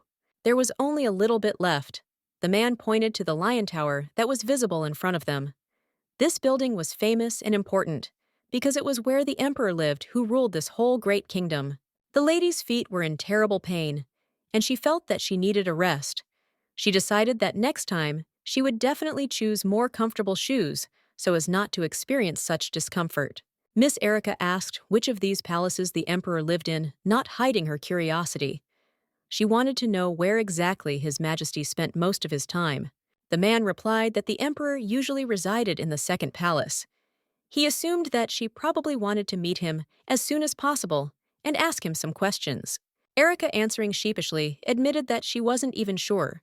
It was hard for her to walk in high heels, so she began to support herself on the eunuch to keep her balance. Rudy, looking at her with concern, said that she should be more careful and cautious. His face was full of excitement, and it was clear that he was worried about her well-being. The lady thought that Rudy didn't seem eager to meet the emperor. She didn't have any good memories of him, so it didn't surprise her at all. It was very painful for her to walk, and when the man announced that they had finally arrived, she felt relieved. She could no longer bear the pain in her legs and was looking forward to the end of the journey. The emperor stood with his back to them. When the lady approached, he turned abruptly and said that she was late again. His words sounded with obvious displeasure. He looked at her questioningly and asked if her delay was really just a joke for her. The emperor's voice sounded irritated and displeased. Clell noticed that he had clearly told her to come to breakfast, and she hadn't arrived until after midday. He couldn't help but wonder, since when she had been sewing her own dress, chuckling. The girl apologized for being late and sat down on a chair, sighing with relief. Her legs were aching, and she was glad to rest a little, even though she felt awkward about being late. The emperor was extremely angry at her lateness. His expression was stern, and he clearly had no intention of forgiving her unfulfilled request. Erica knew that in order to feel better, she needed to take off her shoes. She knew that it would make her feel a little more comfortable, even though it was still uncomfortable. Erica took off her shoe, and the emperor noticed that she was now shoeless. He looked closely at her feet and was surprised to see that she did not wear shoes like everyone else. The girl realized that the shoe seemed to have flown far away. She was afraid that she had lost it and was a little confused, not knowing what to do now. The emperor was surprised that her shoe was so small. It was unexpected for him, and he looked closely at her feet, not hiding his interest. He came up to her, took the shoe, and began to look at her with a serious expression on his face. At that moment, the girl was already imagining how he would scold her for this incident. The emperor approached her and asked her directly to give him her leg. It was unexpected, but he said it calmly, as if it were the most ordinary thing. He noticed that she was not in bed, which meant she needed to put her shoes on. His words were like an order, and he did not look for an explanation, but simply waited for her to act. The lady was slightly embarrassed when he carefully examined her leg and said that it was a complete disgrace. He was categorical, and she realized that her leg did not make the desired impression.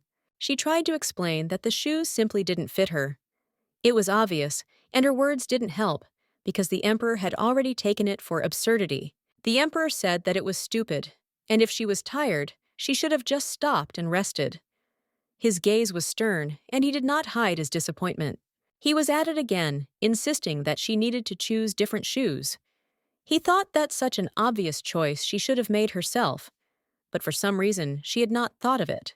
The emperor began to shout loudly at Rudy and asked him why he was frozen, because he had to act if his mistress was in such a state. He did not tolerate delays. The emperor ordered him to bring a physician immediately. Time was precious, and he was not going to waste it, especially when it came to the health of his mistress. The emperor warned that if Rudy delayed, he would personally cut off his feet at the ankles. The menacing words sounded harsh, and Rudy clearly understood the seriousness of the situation. The lady was completely confused, not understanding what was happening. She decided that the emperor was trying to apologize for his harsh words, but she was confused. She was grateful, of course, but everything that was happening was both healing and painful. Her heart was in confusion from the emperor's actions, which were both caring and threatening. The lady noticed the emperor looking at her strangely. At that moment, she became frightened, feeling that his gaze was hiding something more than simple anxiety. He started shouting at her loudly, asking how she could have gotten herself into such a state, since she clearly looked like she was going through something extremely difficult. Every time something happened, she would immediately burst into tears, run snot, or bleed like a river. This irritated him greatly, and he could not understand how she could allow this to happen. He began to complain again. At that moment, when his screams reached their peak, the doctor entered the room and all attention turned to him. The emperor was curious about why Sergio had come here and what had happened to lead to this situation. He wanted to know if there was anything serious he could help with. The man noticed that the emperor was clearly not happy about his visit, especially considering that the other palace doctors were currently busy preparing a cure for the plague. So he offered his help, although he realized that his old age might not be so effective. He was still ready to make at least some effort. The emperor remarked that such words could not come from the best physician, to which the man replied, with a smile, that these were just words, and asked if the emperor would continue to break people's arms. The emperor replied sarcastically that it would be easier for him to pull the toe out of the old man than to continue such conversations. The man remarked that he had heard about the horror that had happened the night before. The emperor, irritated, asked him if he had really come there just to grumble. He advised him to stop, otherwise the worst would happen. If such talk does not stop, even this Striga will not remain indifferent. The emperor declared that he was not afraid of threats and continued to watch what was happening.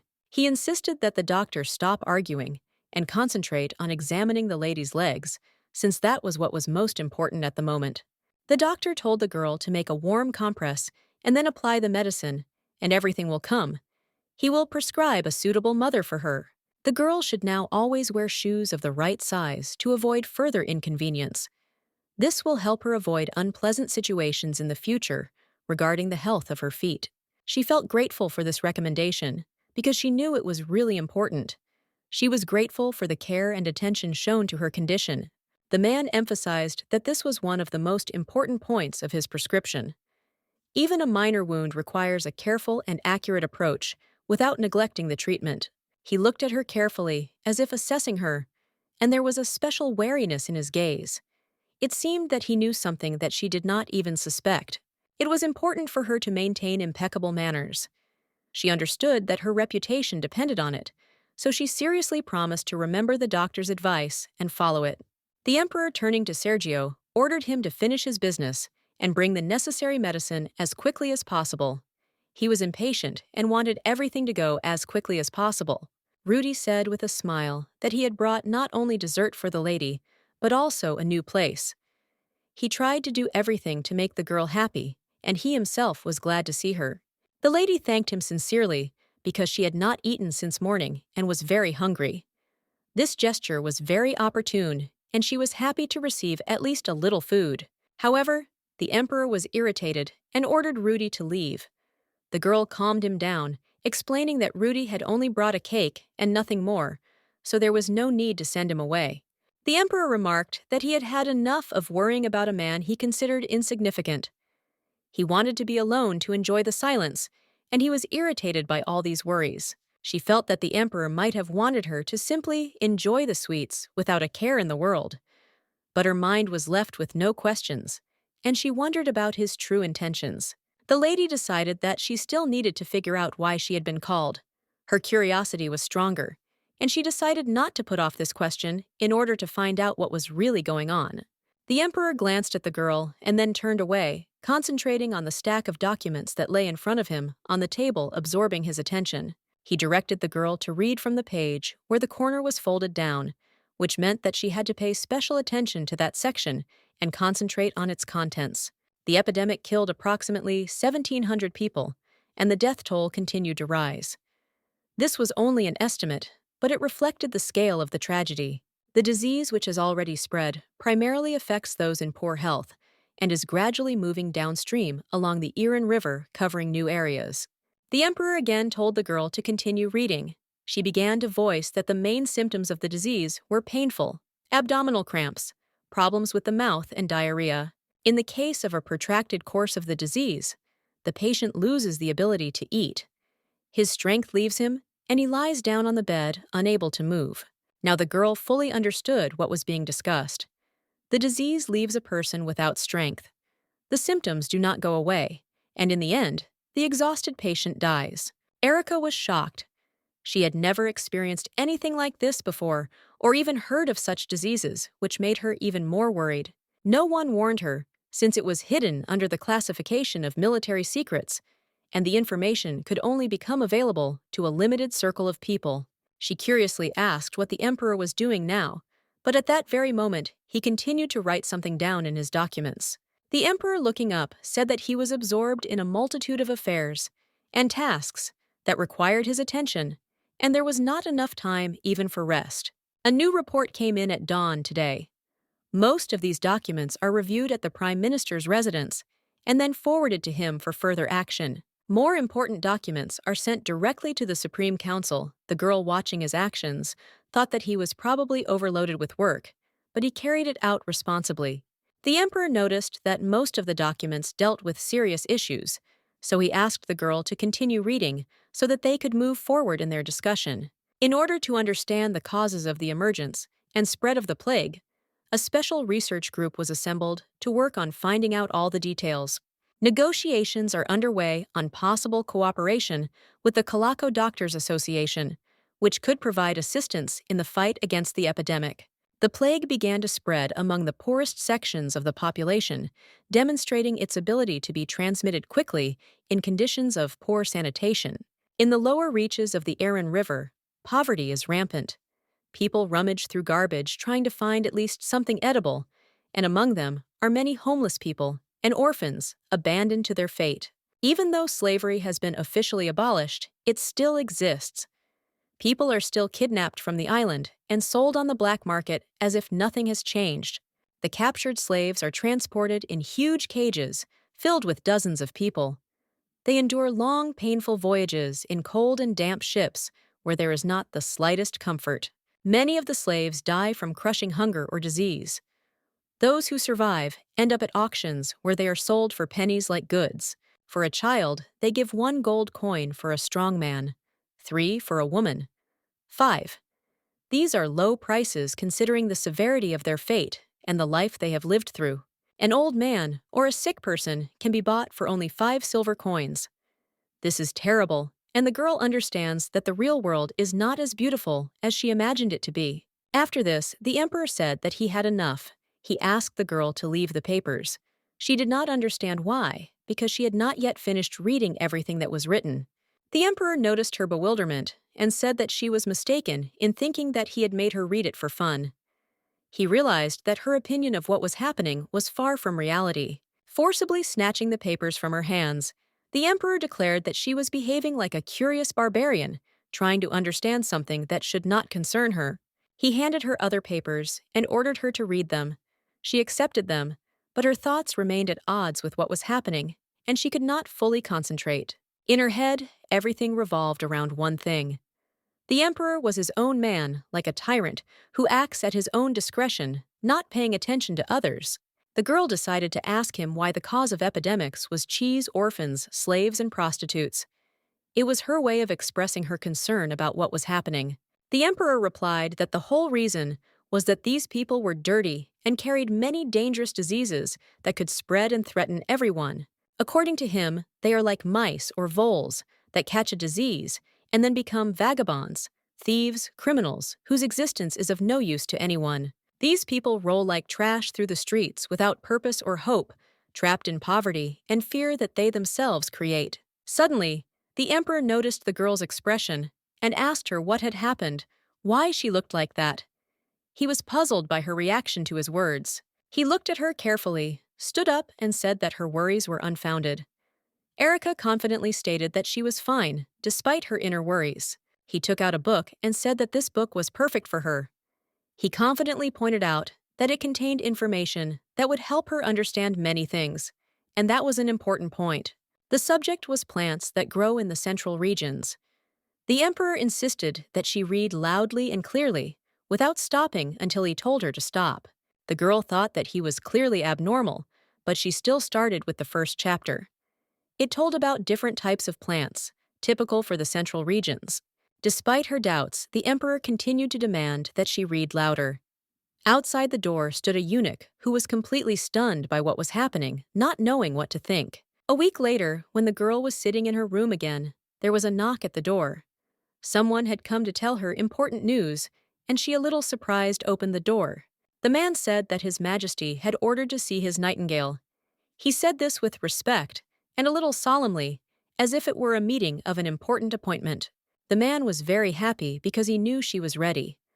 The girl had prepared herself in advance, as if she were already the emperor's bride, and was expecting something important. The man's name is Pew. For a week now, he has been tirelessly telling her that he is urgently being called to her, and that he needs to convey important information. This has become his constant task. When Pew arrives, she is always greeted with a cheerful mood, calling her poetess and nightingale, which emphasizes her role in these events. All this is accompanied by jokes. He explains that these appeals are just a joke that appeared after she began rewriting documents and reading them out loud with such enthusiasm and inspiration. Of course, the eunuch himself is joking, but one cannot help but notice that such teasing of the emperor's bride is a clear violation of all established rules. This causes surprise and discontent. However, he is the youngest among them and is easy to understand and love due to his wit-kindness and ability to find a common language with people, which makes him special. Pew is always up to date with all the latest news, no matter how circumstances change. He keeps an eye on events that can affect everything around him and shares his discoveries with others. His Majesty is fond of breeding eels and crocodiles. They recently received 3 crocodiles as a gift from the Arn estate, and it will be a spectacle for all to see. Erica, seeing these animals, considered them something terrible. What she saw caused her real fear, and she could not understand how this could be a hobby. But Pew, observing her reaction, noted that this was far from the worst thing, because sometimes His Majesty serves these animals to feed the condemned, which looks especially terrifying. The girl was completely horrified by this story. She was covered in cold sweat, and her thoughts could not come to order. She could not imagine such cruelty in real life. Pew also noted that His Majesty hates many things, which is not so obvious to most people, but for those who are more familiar with them, it becomes an important detail. For example, His Majesty simply cannot stand it when something gets stuck in his throat. It could be peel lumps or seeds, which causes him severe discomfort. This manifests itself in the most unexpected situations, and sometimes hardly anyone can understand how annoying it is to them, since others have hardly encountered such cases. The girl realized that when they were eating, when the fish came with a bone, his irritation was immediately noticeable.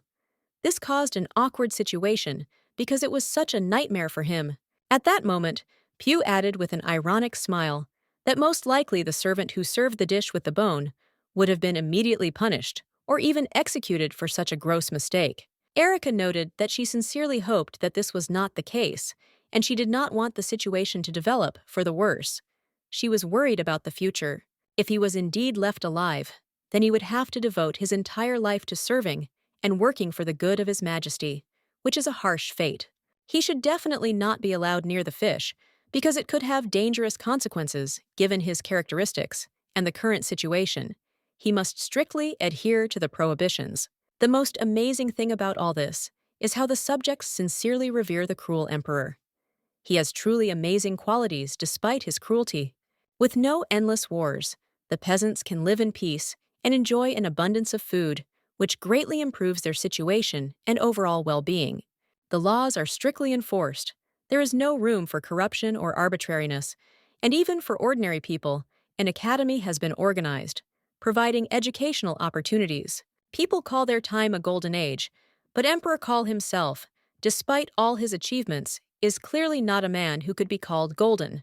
When the lady arrived, she could finally go to meet the emperor. Because her waiting time was over, she could move on. But suddenly, the girl stopped him, asking him to wait, because she noticed how the men were beating the boy. She was alarmed by what was happening. She screamed as she ran towards them, demanding that they stop immediately. Her voice was full of determination and confidence that she would not allow this to happen. The eunuch said that the mistress should not interfere with their work, because it was the business of eunuchs, and no one should distract them from their duties.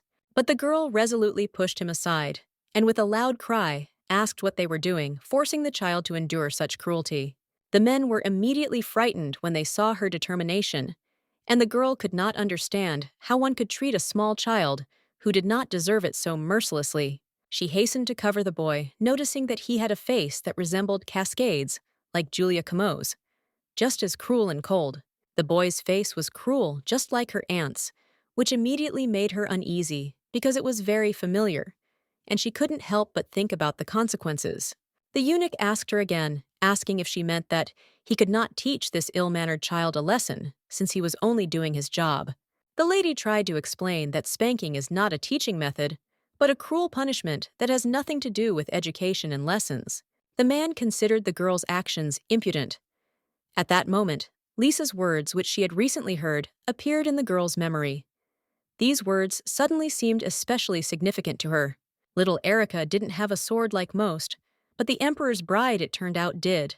This set her apart from the others, emphasizing her special role in the empire. Erica confidently stated that she was the daughter of Lord North End, the protector of their empire, and also the bride of the emperor who ruled this country. It was her sacred duty to protect her subjects. Erica extended her hand to the boy, then carefully lifting him up, began to walk away with him, as if she had decided to help him.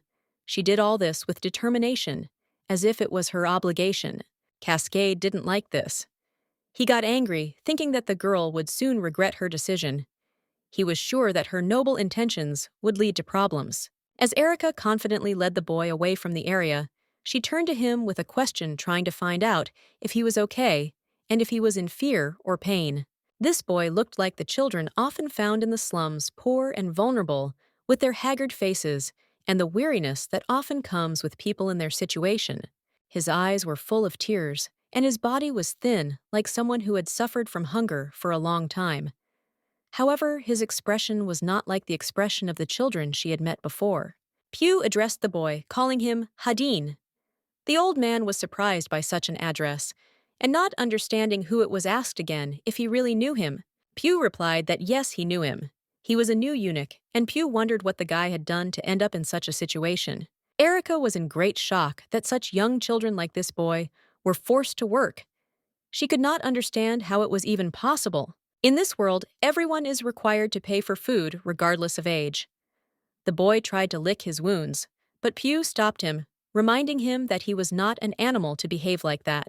However, the guy did not listen and decided to lick his wounds anyway. He did not feel comfortable, but he had a hard time coping with the pain. The man sternly told the boy to stop because it was dirty. He added that he should thank him for his help and return to his place. Erica, however, was determined. She said that she did not agree with this decision and said that the guy would go with her. Pew was horrified. He could not understand what was happening and asked in bewilderment what the lady was talking about, not expecting such a turn of events. Erica calmly explained that she needed a boy to run small errands, and this guy would be perfect for the role. Pew tried to explain that Haden had not yet been trained in anything and was not ready to perform such tasks, but Erica was confident in her decision. She replied that everything was fine and asked Pew to send a boy with Rudy, who would give him sweets. He would also have to take Haden to the doctor. Rudy, approaching Erica, agreed with her decision and praised her, saying that she did the right thing. He knew it was important for their plan, but Erica couldn't shake the feeling that she had done the wrong thing. She knew that, perhaps, she should have acted differently, but it was too late. She did not regret her decision, but she was still worried about the Emperor's reaction, as she knew that he could be very cruel. When Erica entered the room, the Emperor again ordered her to continue reading. He seemed focused, but immediately noticed that something was wrong with her face. The Emperor looked at Erica with interest and asked what had happened to her face, adding that it looked even uglier than before. Erica noticed that this world was filled with people capable of doing bad things. She spoke with confidence, as if she had encountered such things many times, and there was a slight bitterness in her voice. The Emperor asked her with interest why she thought so. To this, the girl simply replied that she reads. There was a certain reproach in her words, as if the books had revealed the truth to her. The Emperor, frowning slightly, said that if she had something to say, let her say it directly, without hints or mumbling. He did not like omissions and preferred honest conversations. The girl asked curiously what he meant. The man waved it off, saying that she wouldn't understand anyway, since she didn't have the necessary experience and knowledge to understand the essence. Usually, she reacted calmly to such barbs, but this time, her face suddenly took on an offended expression. No one understood why it hurt her so much. The Bellis is a mountain range that stretches from the dark iron forest to bustling Spirit Town to the west of the capital. It separates the western continent from the lands of Ar, creating a natural border. It is rumored that it is from this harsh ridge that criminals often descend. People say that they find shelter in its inaccessible gorges and caves. The girl was surprised to hear this. Her face reflected real shock, as if such information destroyed her understanding of the world. The Emperor could not understand why she was so shocked. For him, it was a normal thing, not worth such strong emotions. Erica reminded him that he himself had once spoken of terrible bandits living in the forests. Her surprise seemed quite logical in light of his own words. The Emperor chuckled and said that, although she had not seemed stupid this time, her conclusions were still naive. There really were bandits, and flattering devils were associated with them. However, these bandits operate only within the Iron Forest. Here they pose no threat, so the problems are caused by completely different people. The main threat comes from the so-called Grey Wolves. These are former soldiers of defeated armies and mercenaries who have become outcasts and lost their honor. Along with them are thieves and murderers who pose a serious threat to the small fief. Their cruelty and fearlessness make them truly dangerous enemies. The Emperor, concerned about the safety of his lands, decided to strengthen the army. He sent an order to Lord Rowan demanding an increase in the number of troops to strengthen the defense of the borders. However, nearby was Spirit Town, an important strategic point. These lands were of particular importance to the Empire, due to their convenient location and rich resources. The Emperor also noted that the North End played an equally important role. This region was key to controlling the northern borders and protecting against possible threats from outside. The lady, showing a keen interest, asked who owned the lands that were located even further north than Lord Rowan's possessions, since these territories seemed no less important to her. The Emperor replied that there was no need for a feudal lord in those distant lands. There were no significant settlements or wealth that required protection and management. The Emperor's words shocked the lady. She could not believe that such vast lands were left unattended. Her surprise was sincere and deep. The Emperor calmly explained that these desert lands were just useless spaces of no real value to the Empire. However, the lady did not agree with him. She claimed that even in the frozen caves of the icy lands, there are still people who try to survive despite the harsh climate. She noted that criminals might attack small villages located on the plains behind the mountains, where people do not have sufficient protection. The lady asked what these people should do. The Emperor was outraged by her question, not understanding how she dared to question his decisions.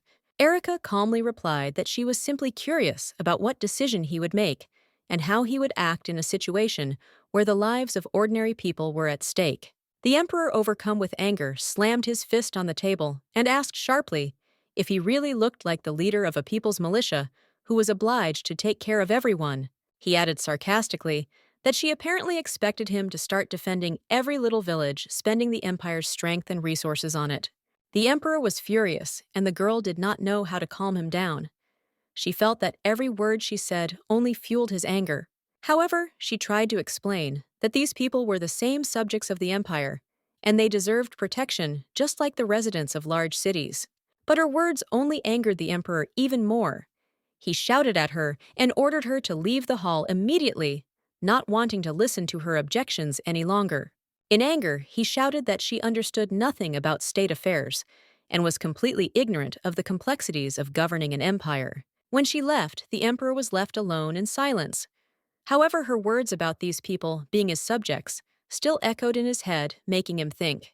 Erica, sitting at the table, carefully wrote out each letter, bending over the sheet with concentration. Her maid, observing this, noticed that the mistress was putting a lot of effort into the letter. Seeing the neat lines, the maid praised Erica, noting that her writing skills had improved significantly. The progress was obvious. The handwriting became more even, and mistakes were less common. Vanga, the caring maid, brought a tray of food. The lady gratefully accepted the treat. A warm mancella, feeling a slight consolation in this simple attention. Erica looked thoughtfully out the window, lost in her thoughts. The maid, noticing this, asked what was so important. She was writing down that she was so lost in thought. The girl silently held out her notebook. On its pages, in neat handwriting, were notes about plants growing in the central regions, which revealed her interest in botany. Since their last bitter quarrel, His Majesty had made no further attempts to meet with Erica. The silence felt like a heavy burden, leaving an emptiness in her soul. At first, Erica was happy about this peace, but soon she became unbearably bored. She began to sort through the books and papers in the office, looking for something to do, and it was in this boredom that she accidentally stumbled upon an old book. Its yellowed pages concealed something that immediately attracted the girl's attention. The book told of travelers who were diligently searching for new medicines. It was fascinating to read about people taking risks for the sake of science and knowledge. Erica decided that if she wrote down information the same way the characters in the book took notes, she would definitely be able to improve her writing skills. The maid thoughtfully noted that this method could indeed help one to master writing. However, she added that it was a rather simple method, lacking in sophistication. The maid believed that relying on easy paths was not a reason for pride. It was important to her that success came through hard work and persistence.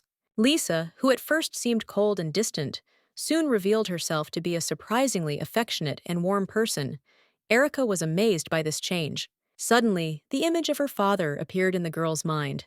She felt warm in her soul at the thought of him, and she thought how good it would be to talk to him again. She thought that if her father had learned of her success in a letter, he would probably have been very surprised. The thought of his pride in her brought a slight smile to Erica's face. The maid suggested writing a letter to her father to share her achievements. However, Erica doubted whether she would be able to send it because she was not confident in her abilities. Then Lisa offered to help. She could send the letter through the Imperial Department of External Relations if the content met their requirements. Hearing this, Erica felt a surge of joy and determination. She realized that she had to try and put her heart into the letter so that her father would feel her sincerity. When the maid heard the crash, she immediately became wary. A thought flashed through her mind. Could it be Haden again? It looks like he's caused some trouble again. She was no longer surprised. She was about to go and tell him to calm down, but at that moment the lady intervened. She calmly declared that she would go with her, as if she had known in advance that things were not so simple. Rudy noticed that the boy was still too young. He had not undergone the operation necessary to wear a uniform, so he looked out of place among the adult servants. It had never happened before that a child who had not completed his education would start serving.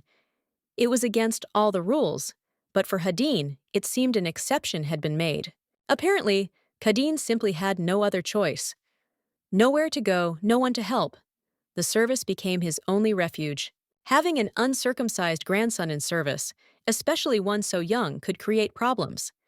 It raised questions and concerns among the elders. He was also half gypsy from birth. Such children were distinguished by their wildness, as if they had some kind of untamable spirit that was difficult to tame. Attempts to tame this boy seemed doomed to failure. It was as if he was born to live freely, without restrictions and strict rules. Rudy got angry and yelled at him, reminding him how many times she had told him, "Stay out of the kitchen!" Her voice sounded stern and impatient. She grabbed the boy in her arms and pulled him sharply away from the flower, as if she was afraid that he would ruin something again. Despite the strictness, the boy looked upset. His eyes were full of resentment. The lady noticed this and smiled softly, trying to cheer him up. Erica told Rudy to leave the boy alone because nothing terrible had happened. She saw no reason for such a stern tone. Hearing the lady's voice, the boy perked up. He rushed towards Erica full of joy, as if he had met someone who really cared about him. Erica gently pointed out that he was just a child and shouldn't be scolded so harshly. He still needed time to understand the rules. But Rudy had a different opinion. She believed that the younger the servant, the stricter he should be treated. The mistress, in her opinion, spoiled him too much. No matter how unhappy a boy may seem, because his parents abandoned him, he must behave with dignity. Pity is not a reason to forget about discipline. The guy, clearly irritated by the situation, suddenly started screaming loudly, claiming that he had not been abandoned at all. He did not need anyone's pity, and he did not need such feelings at all. He continued to shout, not holding back his emotions, calling Rudy a fool. These words cut to the eunuch's soul, causing him to burst into a fit of rage that he could barely contain. The lady, hearing this, said that Rudy was wrong. She was surprised that someone could say something so rude. She could not justify such words. In response, Rudy calmly noted that Mrs. Erica was being too soft with this guy. In his opinion, he deserved harsher treatment for his behavior. In front of them lay fish with sharp fins, emitting a disgusting smell, so pungent that it became difficult to breathe. The number of these vile fish exactly matched the number of captives the boy was trying to free, as if fate was mocking him. They explained to him that he had to eat them. The master would free as many captives as he could swallow without leaving a single piece. Every attempt to bring a piece to the mouth was accompanied by a nauseating smell. The taste was even worse, disgusting, causing a gag reflex. Clell ate with difficulty, with tears in his eyes. He was so disgusted that he could hardly hold back the vomiting, but he could not stop. The captives did not remain silent. They screamed, begging Clell to continue swallowing, because he could not cope with even one fish. Their desperate cries did not cease. They begged him to save them, reminding him that he had promised to help them, and now they depended only on him. The man calmly stated that he was ready to wait as long as it took, because he had plenty of patience. He did not feel any irritation or anxiety, demonstrating confidence and endurance, as if time did not matter to him. Eating the fish wasn't even really a sacrifice. It was more of a reminder of the consequences. He had to learn that there was always a price to pay for the weight of his choices, and he needed this lesson. And yet His Majesty refrained from fulfilling his earlier promise. His decision was deliberate and cold, as if he specifically wanted to show that words are not always equal to actions. Gradually, everyone began to understand that he was the one to blame for what was happening.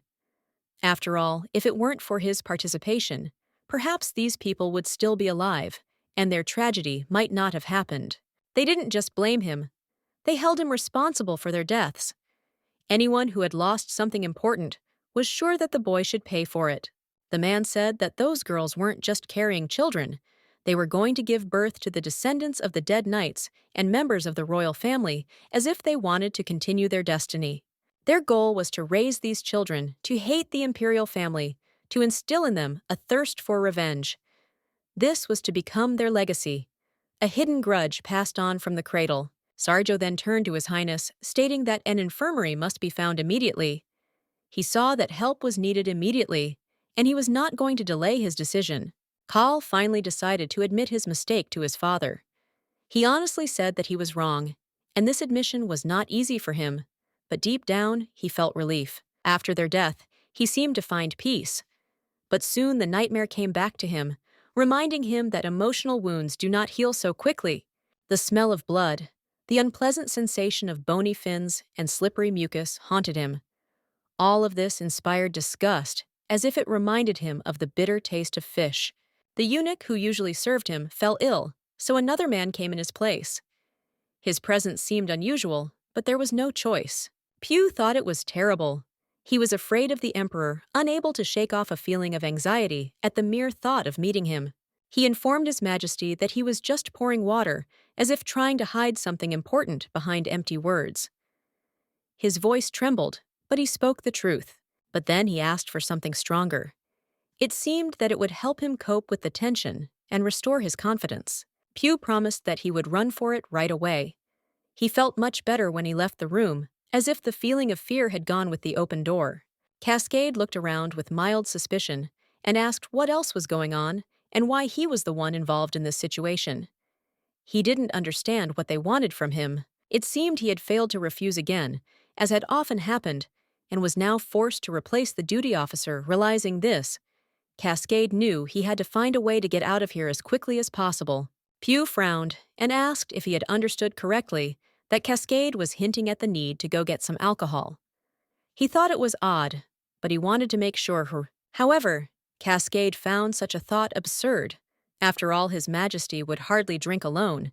It would be unworthy of his status and strange for everyone. Then he asked another question, wondering why the Emperor needed concubines at all, if they were not considered necessary. There was some hidden meaning in this. After a short pause, he asked about the Northern Palace. Pugh was slightly embarrassed, because this place seemed distant and alien to him. He had never been there. The Emperor suffered from terrible nightmares, and at such moments any concubine who dared to enter his chambers was doomed to death. It was a terrible rule. Only those who spent many years in the harem and managed to learn all its dark secrets, hidden from prying eyes and ears, knew about this. Of course, the concubines themselves knew about this danger. It was their shared secret, which they never spoke out loud, so as not to bring trouble. This dark secret was carefully hidden, guarded primarily for their own safety. The fewer people who knew, the less risk there was for everyone. The concubines who knew this secret tried not to leave their chambers. Therefore, most often they chose girls who were unaware of such horrors of the imperial family. However, sometimes other circumstances arose. For example, eunuchs could use their knowledge to take revenge on those they held a grudge against. Cascade had once made a decision. She would make one man pay for the humiliation he had caused her. The insult had not been forgotten, and her anger had only grown stronger. Rudy looked down and wondered if something had happened again tonight. Erica asked again if this was something important. She lived so happily until the Emperor called her to him. She turned to Rudy and said that she would be back soon, and that he could go to bed. The guy was surprised, and noted that he would not go to bed, but would accompany her. As they walked together, they became very scared when they heard a loud rustling sound from the bushes. A guy emerged from the bushes, asking the lady not to leave. Even Pugh fell. The girl Erica approached the guy and asked why he was not sleeping now.